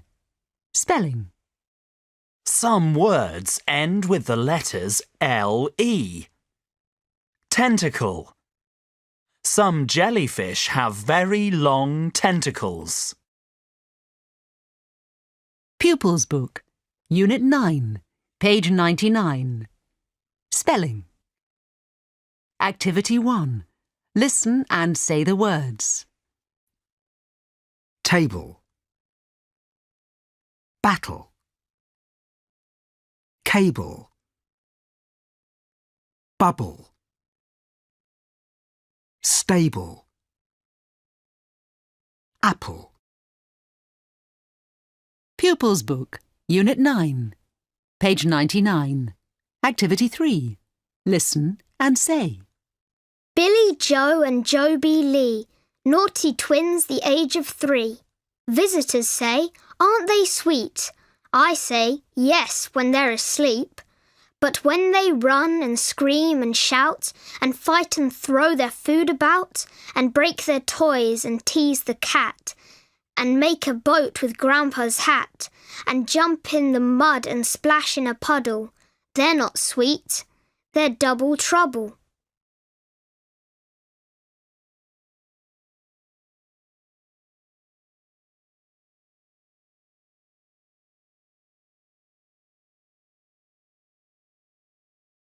Pupils Book, Unit 9, page 101. Listening. Activity 2. Look, listen and read.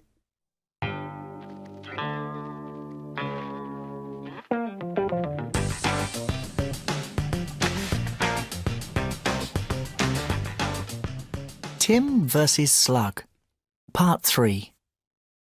Do you remember? Slug, the bully, didn't like Tim, and he was always horrible to him.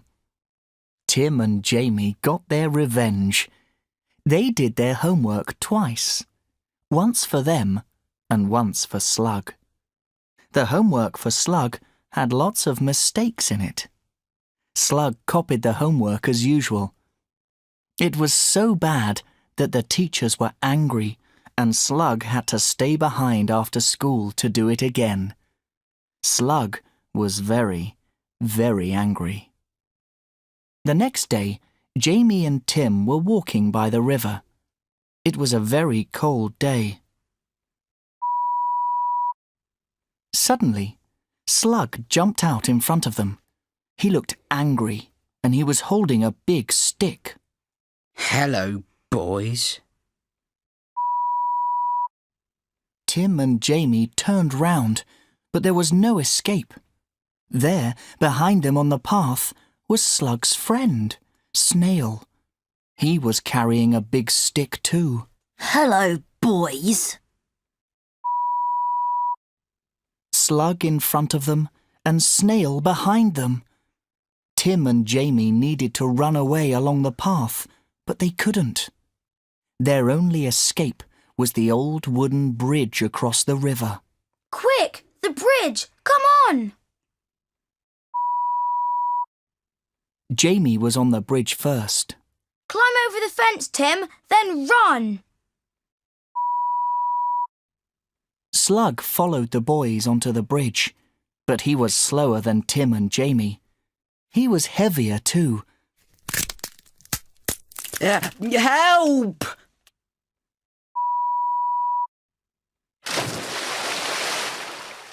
Slug was in the river. Help! Help! I can't swim! Tim took off his scarf and threw one end of it out towards Slug. Grab my scarf! If you hold on, I'll pull you to the bank. But Slug was too far away. Tim saw that there was a lifebelt on the riverbank. Jamie, get the lifebelt, quick! Jamie got the lifebelt and threw it out to Slug. Slug grabbed the lifebelt and put it on. Then the two boys started to pull him towards the bank. Pull! Pull! Soon Slug was sitting safely on the riverbank. He was saved. After that, Tim and Jamie had no more problems with Slug and Snail. All right, Tim? All right, Slug? All right, Jamie? All right, Snail? They were friendly, but they weren't best friends.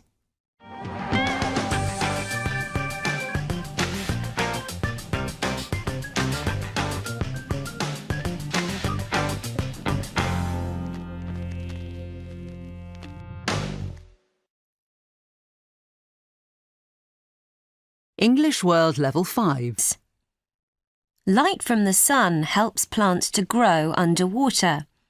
Sunlight can go down through water to about 100 metres. In the water near beaches, there are many plants and animals. Below 150 metres, there are no plants, only animals. At 300 metres, it is already quite dark and the water is very cold.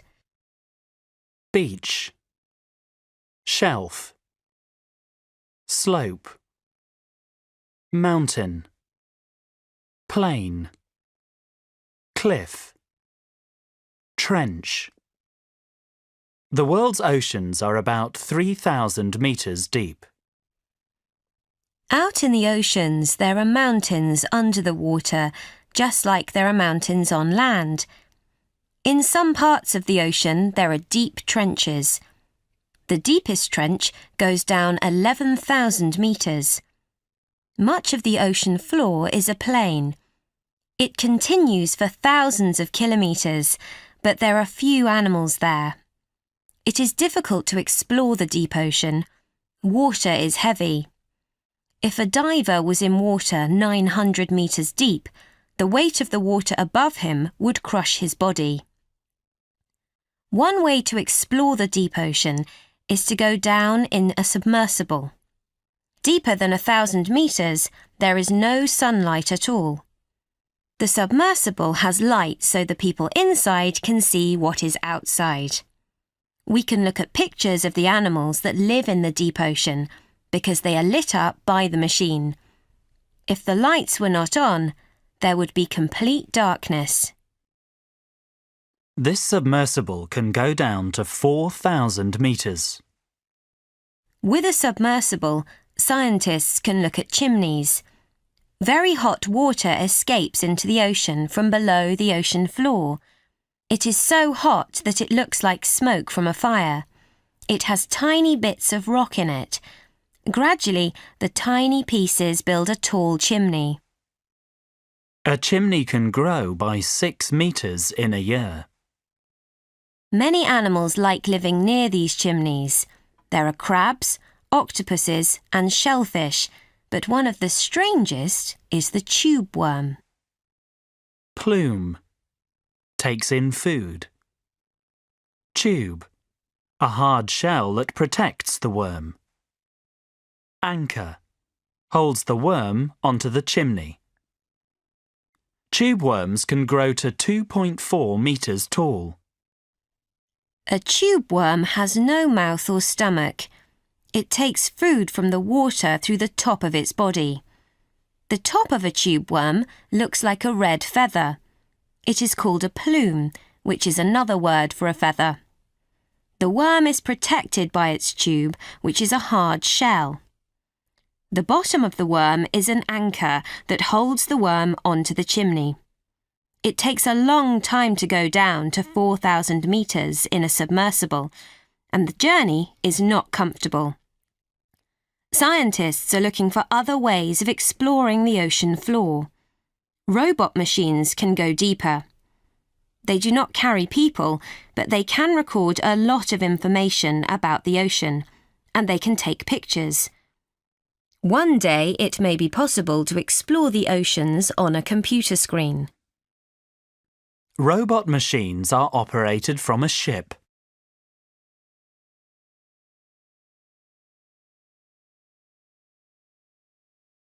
Pupils Book, Unit 10, page 106.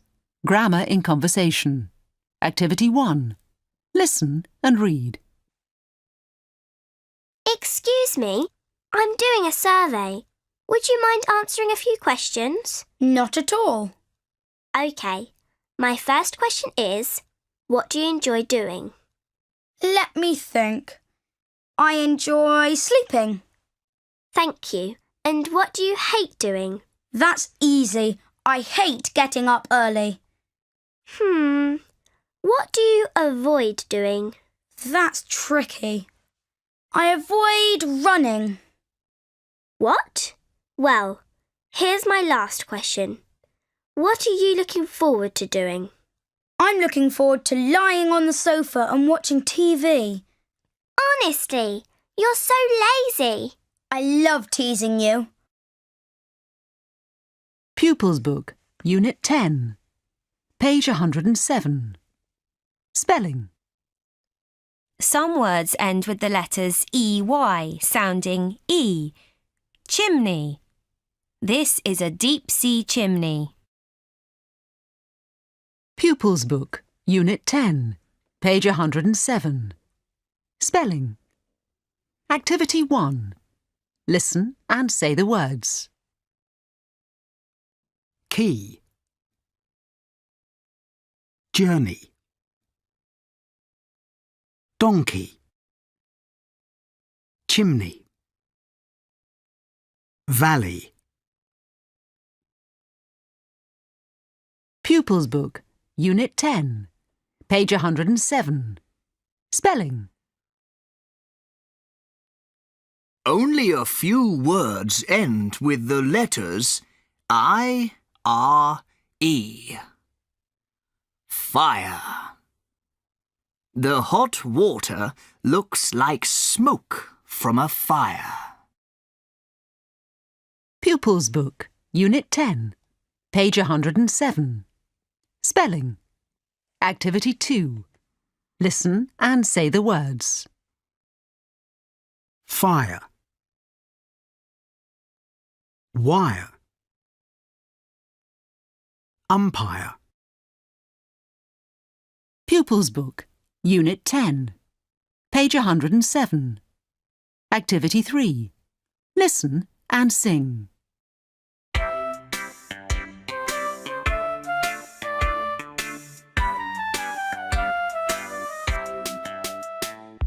Lazy Daisy sleeping by the road, doesn't want to carry that heavy load. No sir, no ma'am, doesn't want to go down to the marketplace. Lazy Daisy sleeping in the sun, doesn't want to walk, doesn't want to run. No sir, no ma'am, doesn't want to go down to the marketplace.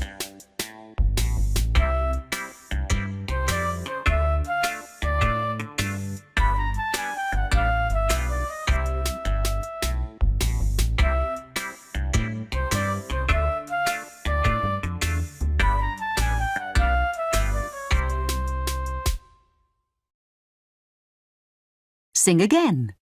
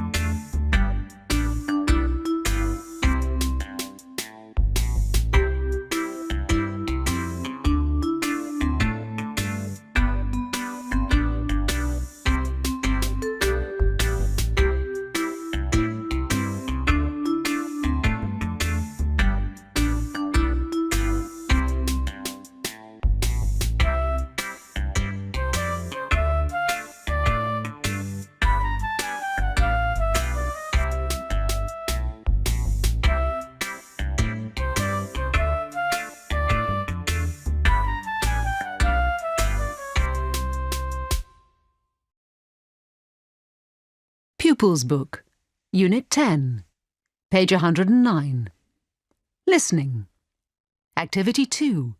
Look, listen and read.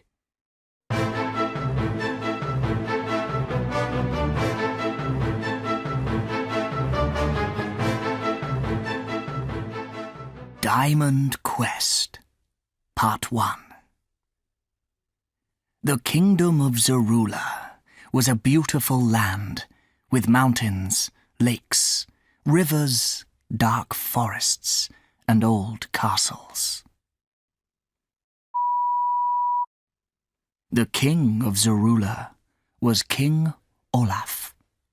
He was a kind man and a good king, but he was very old.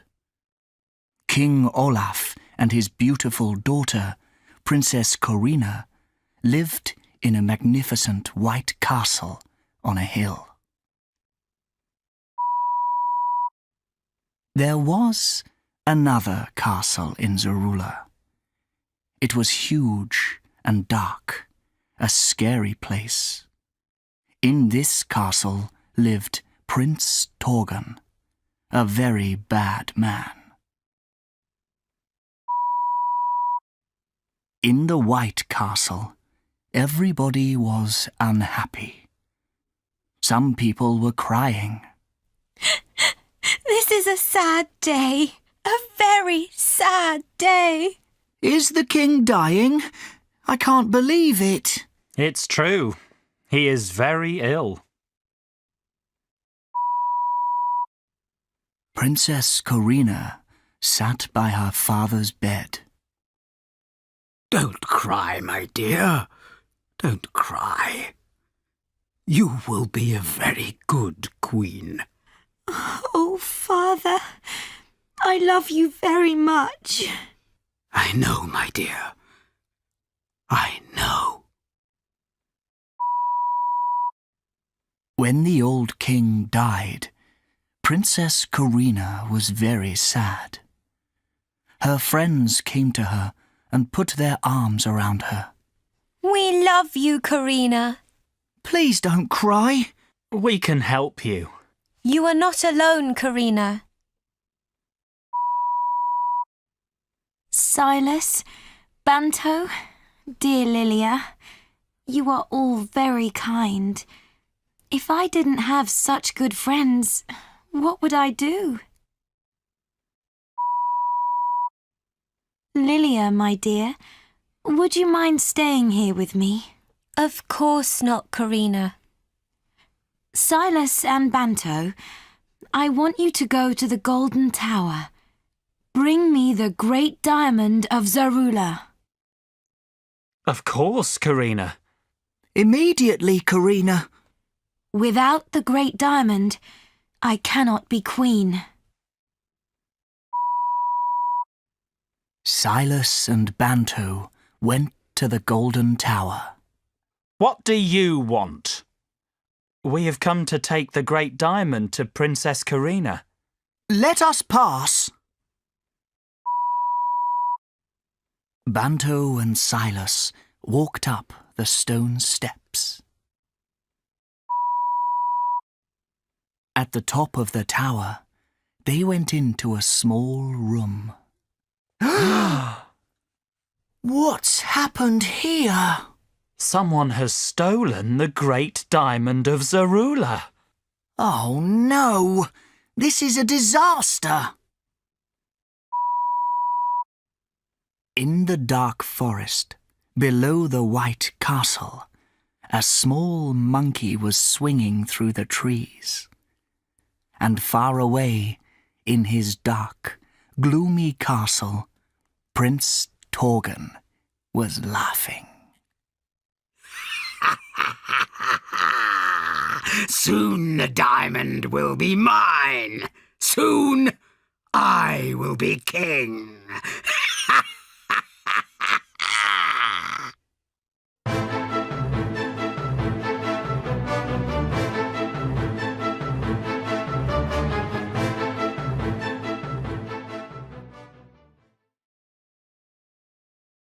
Pupils Book, Revision 5, page 110. Activity 1. Listen and read. I like my work because I like diving in the submersible and I like finding out about things. This octopus was found by a diver at 100 metres. 2 new crabs were seen by the same diver. I control this submersible. I enjoy working with machines and I love travelling to oceans all over the world. This submersible can go down to 4,000 metres. My job is fantastic. What's this all about? You press this button, then you hear these people. Have you listened to them? Yes, they talked about their work. Was it interesting? Yes, well, I thought so anyway. Does the scientist go diving? Yes, she does. But the submersible is controlled by the pilot. If I worked in the ocean, I would be a pilot. Does he go down deep? Yes, down to 4,000 metres. Amazing! And he loves travelling to oceans all over the world. It sounds a fantastic job. If you listened to the recording, Ben, you'd hear it all yourself. That's okay. You've just told me. You are so lazy, Ben. If you were a pilot, you would go to the bottom and never come back up. That's so unfair. I would come back up and then stay in bed for a day. Really, Ben? You are terrible. Pupils Book, page 111. Revision 5. Listening.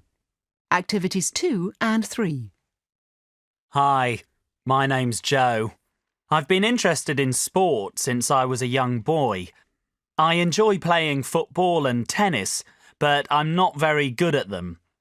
I work for a newspaper. I take photos at football matches, basketball matches, tennis matches. It's a great job. I love it. Hello, I'm Anne. I've always loved animals, so my job is perfect for me. When people have problems with their pets, maybe their dog makes too much noise or their cat is frightened of people, I help them. I also train animal actors, animals which appear in films. The last animal I trained was a young tiger. That was great. I'm interested in animals too, but not tigers. They're much too dangerous. I'm interested in sea creatures. At the moment, I'm studying octopuses. They're very interesting animals. So intelligent. My name's Pam, by the way. I'm Ed.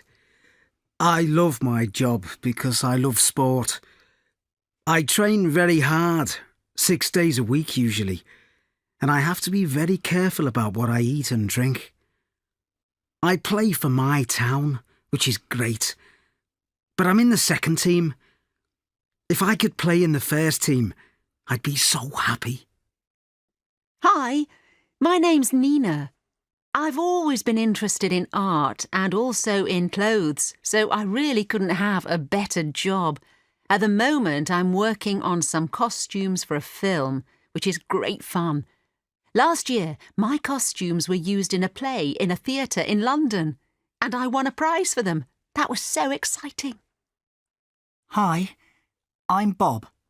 I usually play the violin in an orchestra, but I've been ill recently, so I have to stay at home.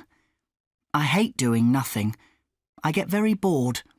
So I've started to write some songs. I think they're good. Do you want to hear one? Pupils Book, page 112, Unit 11. Helping Other People. Reading. Mary Seacole, Her Early Life. Mary Seacole was born in Jamaica in 1805. Her father was a soldier in the British Army. Her mother owned a hotel. Many soldiers from the British Army stayed there. They were often ill with diseases that are found in hot countries. Mary's mother looked after the soldiers and she made medicines for them. When she was a young girl, Mary watched her mother and learned from her. When she was older, she helped her mother to look after the people in the hotel. Sometimes she helped in the British Army hospital too. Working as a nurse. Mary married Edwin Seacole in 1836. Over the next few years, she had many difficulties. The hotel burned down in 1843 and had to be rebuilt. Her husband died in 1844, and her mother died very soon afterwards. Mary was very sad, but she decided to work hard. The hotel was now hers. She continued to nurse sick people, and she became well known.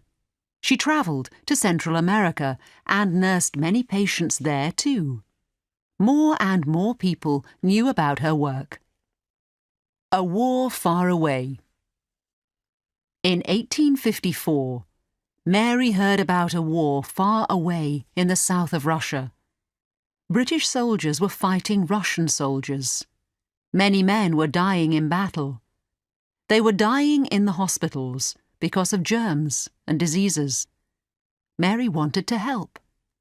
The doctors in Jamaica said that Mary Seacole was a good nurse. They wrote a letter to the British government. Mary took it to London, but the government would not send her to the war. Mary thought that they did not like her brown skin. She thought they wanted only English nurses. Helping wounded soldiers. Mary travelled to the war on her own. She visited the hospital of Florence Nightingale, another famous nurse. Florence Nightingale did not want Mary either. Mary travelled closer to the war. She built her own hotel near to the British Army's camp. She looked after sick and wounded soldiers. She worked hard until the end of the war in 1856. The return to London. Mary returned to London, but she had no money. Many important people knew about her work in the war. There were stories about her in the newspapers. People gave her money. She wrote her autobiography and she recounted all her travels and adventures. She died in 1881. A heroine at last. People forgot about her for nearly 100 years.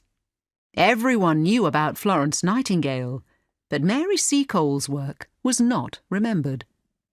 Recently, that has changed. Now, children learn about her in school. New buildings in universities are named after her. When she faced difficulties in her life, she tried harder. She travelled across the world to help other people. She had little money and she was not important, but she still helped. Now people think of her as a real heroine.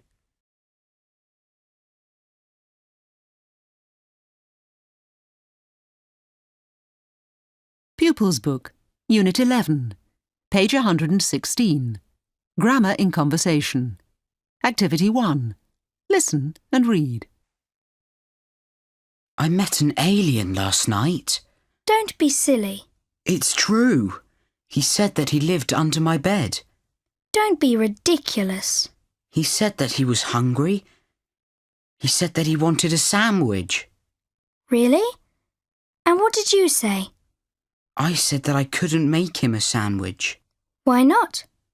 I said that I had to go to China. What? You're crazy.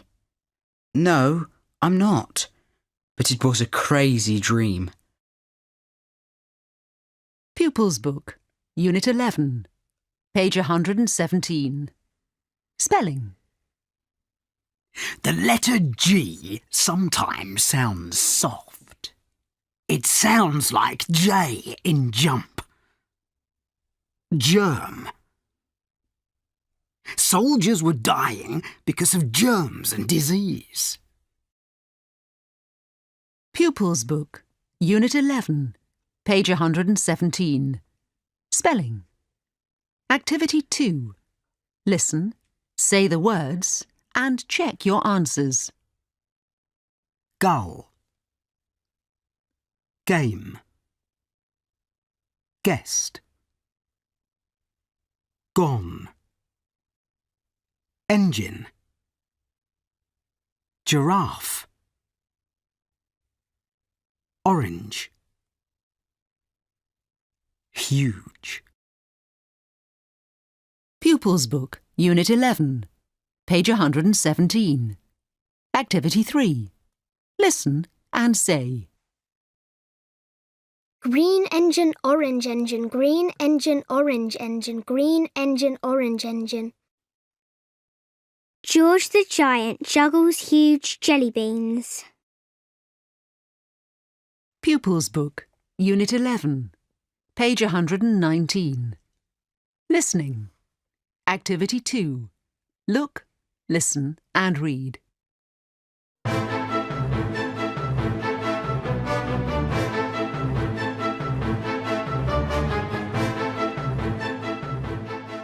Diamond Quest, Part 2. Do you remember? King Olaf, the king of Zorula, died. His daughter, Princess Corina, was very sad. She asked her friends, Banto and Silas, to bring her the great diamond of Zorula from the Golden Tower. Without the great diamond, she could not be queen. Banto and Silas went to the Golden Tower, but the great diamond was gone.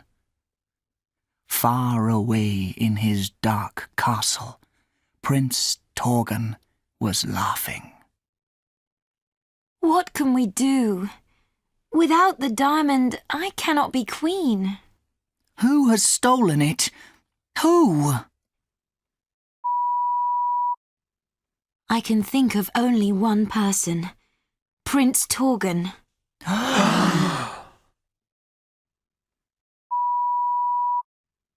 We'll go to Prince Torgon's castle. We'll find the diamond. We'll bring it back to you. Don't worry, Corina. Immediately, Lilia, Banto and Silas jumped on their horses and set off for Prince Torgon's castle.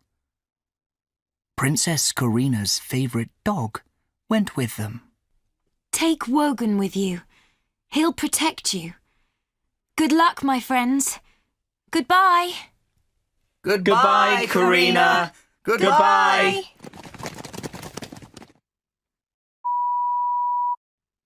The three friends rode all day, through forests, over rivers, up and down steep and narrow paths. Wogan ran by their side. At last, late in the evening, they arrived. Look, there it is. In front of them was Prince Torgon's castle, huge, dark and gloomy. There are guards at the door. How can we get in? Look up there. There's a light in that window. Who is in that room? Come on. The three friends climbed up the tower. Oh, this is hard. Shh. Be quiet. We're nearly there. At last, they reached the window and, very carefully, looked inside. There was Prince Torgon, and he was looking at the diamond. How beautiful it is! And it's mine. All mine.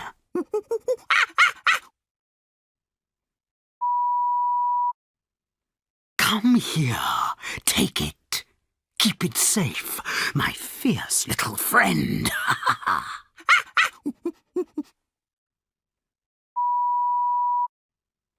Lilia, Banto, and Silas climbed quietly down the tower. What do we do now? We can do no more tonight. Good. I'm tired. Come on, let's get some sleep. Back in the forest, they made a fire. Silas and Banto were soon asleep. Lilia sat with Wogan, looking into the flames. Well, Wogan, what do you think? Prince Torgon said that the diamond was his. Is he right? Or are we going to get it back for Princess Karina? What will tomorrow bring? I wonder.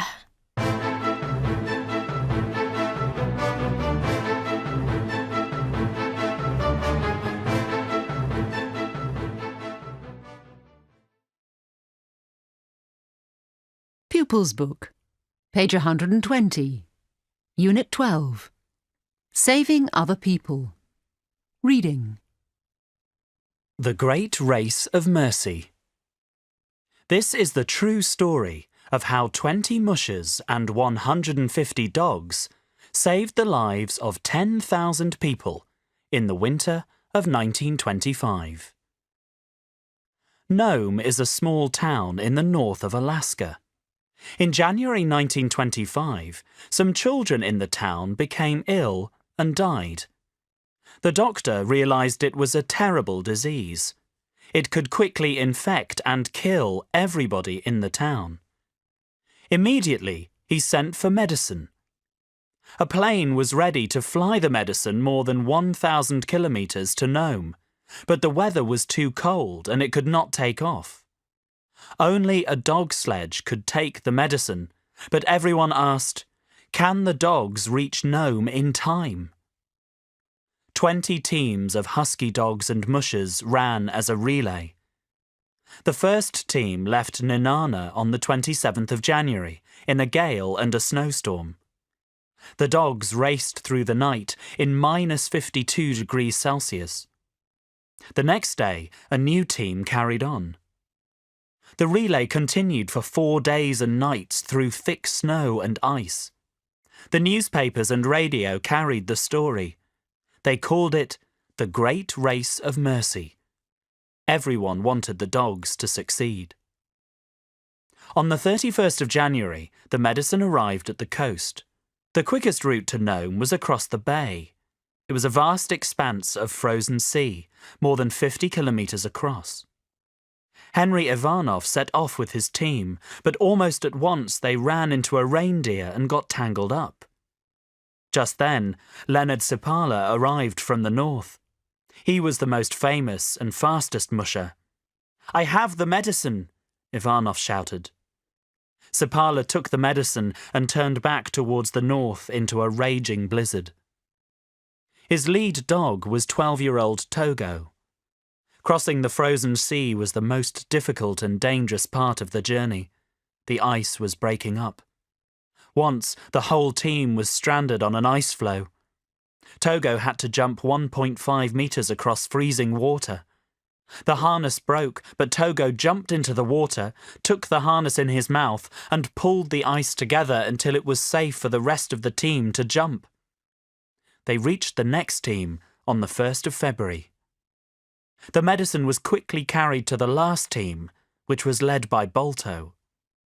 Balto was not usually a lead dog, and he was only 3 years old. The musher was not sure that Balto had the strength and obedience of a lead dog. Balto led his team bravely all night, and they arrived in Nome early next morning. The medicine was safely delivered. The doctor treated his patients, and no more people died. Afterwards, Balto was a hero for a few months. Later he was sold and shown around America, but he was badly looked after.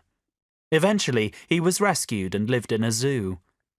All the dogs who ran were heroes. 6 of them froze to death on the journey. Togo lived to the age of 16. All the husky dogs in America today are descendants of Togo and the other brave runners of 1925.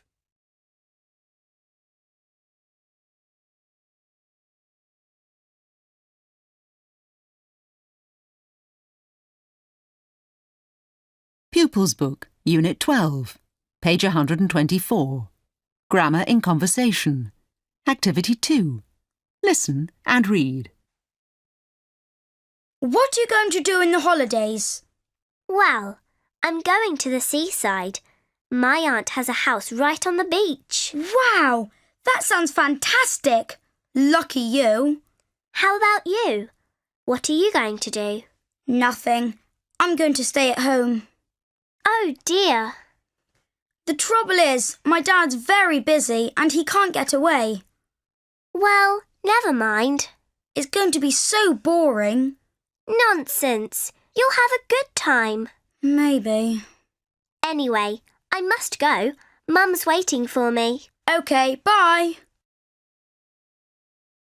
Pupils Book, Unit 12, page 125. Spelling.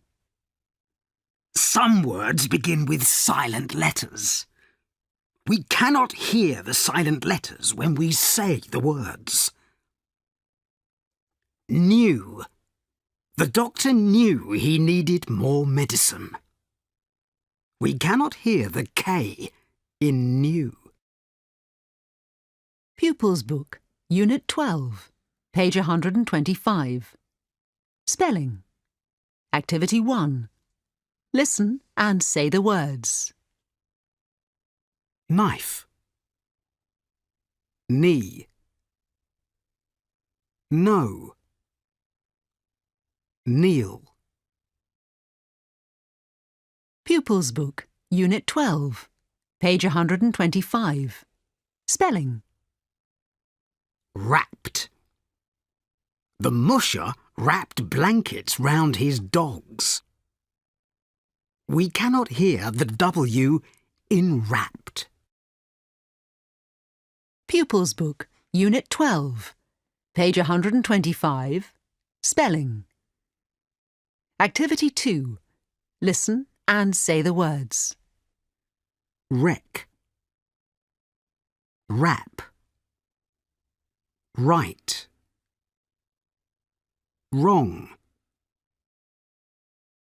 Pupils Book, Unit 12, page 125. Spelling. Some words end with a silent B. Climb. In the great race, the dogs had to climb hills. We cannot hear the B at the end of climb. Pupils Book, Unit 12, page 125. Spelling. Activity 3. Listen and say the words. Lamb. Climb. Comb. Thumb. Pupils Book, Unit 12, page 125. Activity 4. Listen and sing.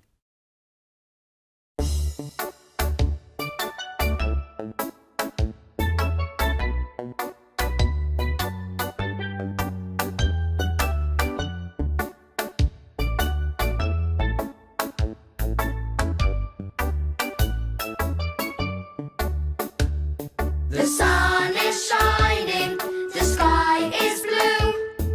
Are we nearly there yet? I love driving in the car with you. But are we nearly there yet, please? Where's the sand? Where's the sea? Are we nearly there yet? A golden beach is waiting for me. Are we nearly there yet, please?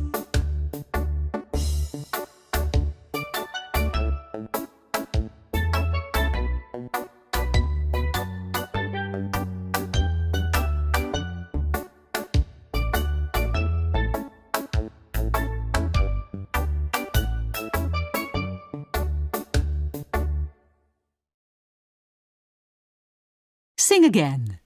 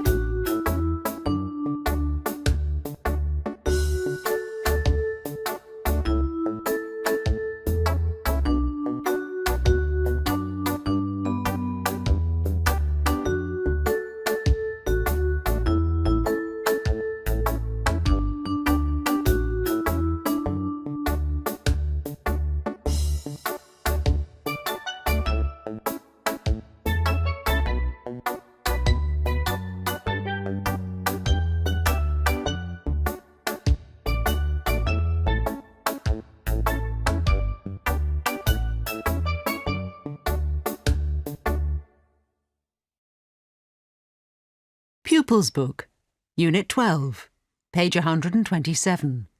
Listening. Activity 2. Look, listen and read.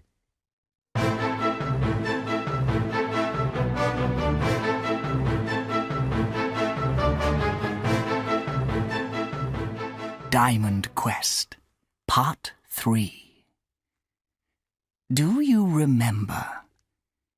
Prince Torgon stole the great diamond of Zorula from Princess Corina's castle. Without the diamond, Princess Corina could not become queen. Lilia, Silas and Banto, and Wogan, Princess Corina's dog, travelled to Prince Torgon's castle. They climbed the tower and looked through the window. They saw Prince Torgon, and he was holding the diamond.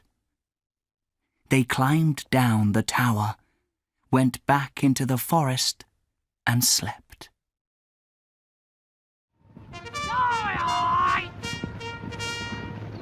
Oh! What was that? What's that terrible noise? It's Prince Torgon. He's hunting. The three friends jumped on their horses. Quick! Quick! After them! Now's our chance. They raced through the forest. In front of them, they saw the monkey on his little pony. Suddenly, the pony fell down, and the monkey fell off its back. The monkey was swinging away through the trees. There were fewer trees in this part of the forest, so it was easy for the three friends to follow the monkey on their horses. There he goes. After him! Quick! Quick! Suddenly, there were no more trees, and the three friends found themselves on a high rock above a lake. The monkey was standing on the edge of the rock. The bag with the diamond was in his hand. What's he doing? Don't drop the bag! No! The bag dropped from the monkey's hand and dropped down, down, down into the water below. Immediately, Lilia dived off the high rock. Lilia, be careful! No! Down she went into the icy water of the lake. Lilia was a good swimmer. She swam with her eyes open, looking for the bag. And she found it. Lilia came up out of the water. Where was she? Oh, I'm in a cave. Yes, Lilia was in a big, dark, gloomy cave. A little sunlight was coming in from the roof, and the light fell on something shiny and bright. What's this? Is it treasure? King Olaf's gold, King Olaf's jewels, King Olaf's crowns. Well, well, well. Prince Torgen didn't just take the diamond, he took a lot more. There were steps in the rock in the side of the cave. Lilia ran up them quickly. Suddenly, Lilia was on the high rock above the lake, and there were Silas, Banto, and Wogan. They were very pleased to see her. There you are! We were so worried about you. Whoa! Whoa! Look, I've got the diamond, and there's a cave down there full of treasure. King Olaf's treasure. The next day, Lilia, Silas, Banto, and Wogan arrived back at the White Castle. Princess Corina was waving to them from the balcony. Welcome home! Welcome home! We've got the diamond! And treasure too! A few days later, Princess Corina became Queen Corina of Zarula. The happy crowds clapped and cheered.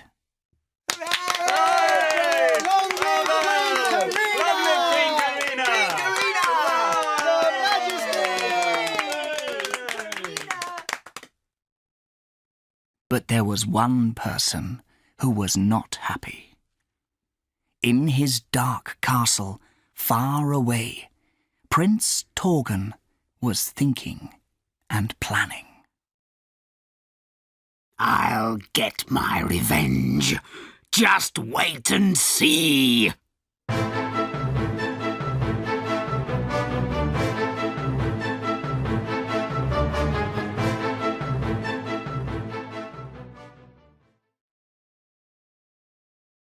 Pupils Book, page 128. Revision 6. Activity 1. Listen and read. Florence is a clever girl. When Florence was young, she learned maths. Her teacher said that Florence was a clever girl. The poor people need help. When she was older, she saw many poor people. She told her parents that the poor people needed help. More people are ill because their homes are dirty. Florence met an important man.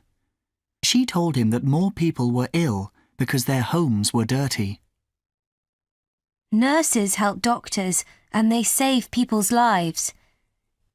Florence wanted to be a nurse. She told her father that nurses helped doctors and they saved people's lives. Ladies have to marry and stay at home. Florence's father told her that ladies had to marry and stay at home.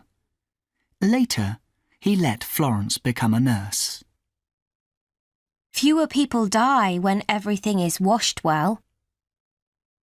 Her hospitals were always clean. She told her nurses that fewer people died when everything was washed well. Pupils Book, page 129. Revision 6. Listening. Activities 2 and 3. Ibn Battuta was born in Morocco in 1304. He was a clever boy, and he studied very hard at school. When he was 21, he decided to leave Morocco and go on a journey to Mecca. After this journey, he did not return home, but travelled further to Iran and Turkey. He was very interested in the people and places that he saw. He travelled north to Russia, but the weather became so bad that he had to return south again. He travelled over the mountains to northern India, where he worked for the Sultan for 8 years. Then the Sultan asked Ibn Battuta to go to China. He planned to travel by ship, but there was a terrible storm and his ship sank. Ibn Battuta lost almost everything in that storm. Finally, he arrived in China and he stayed there for 6 years. Then he returned home to Morocco. He had been away for 28 years. He was not happy in Morocco. After only a few days, he knew that he wanted to travel again. This time, he went to Spain and then to Africa. He crossed the Sahara Desert and visited West Africa. When he returned to Morocco, he worked with a young man called Ibn Juzai, who was a writer. Ibn Battuta spoke about his wonderful journeys, and Ibn Juzai wrote it all down. It took 3 years to write down all his stories. Ibn Battuta was one of the greatest travellers in the history of the world. He always said that he did not want to travel along the same road twice. On his journeys, he travelled more than 120,000 kilometres. After a fascinating life, Ibn Battuta died in 1368.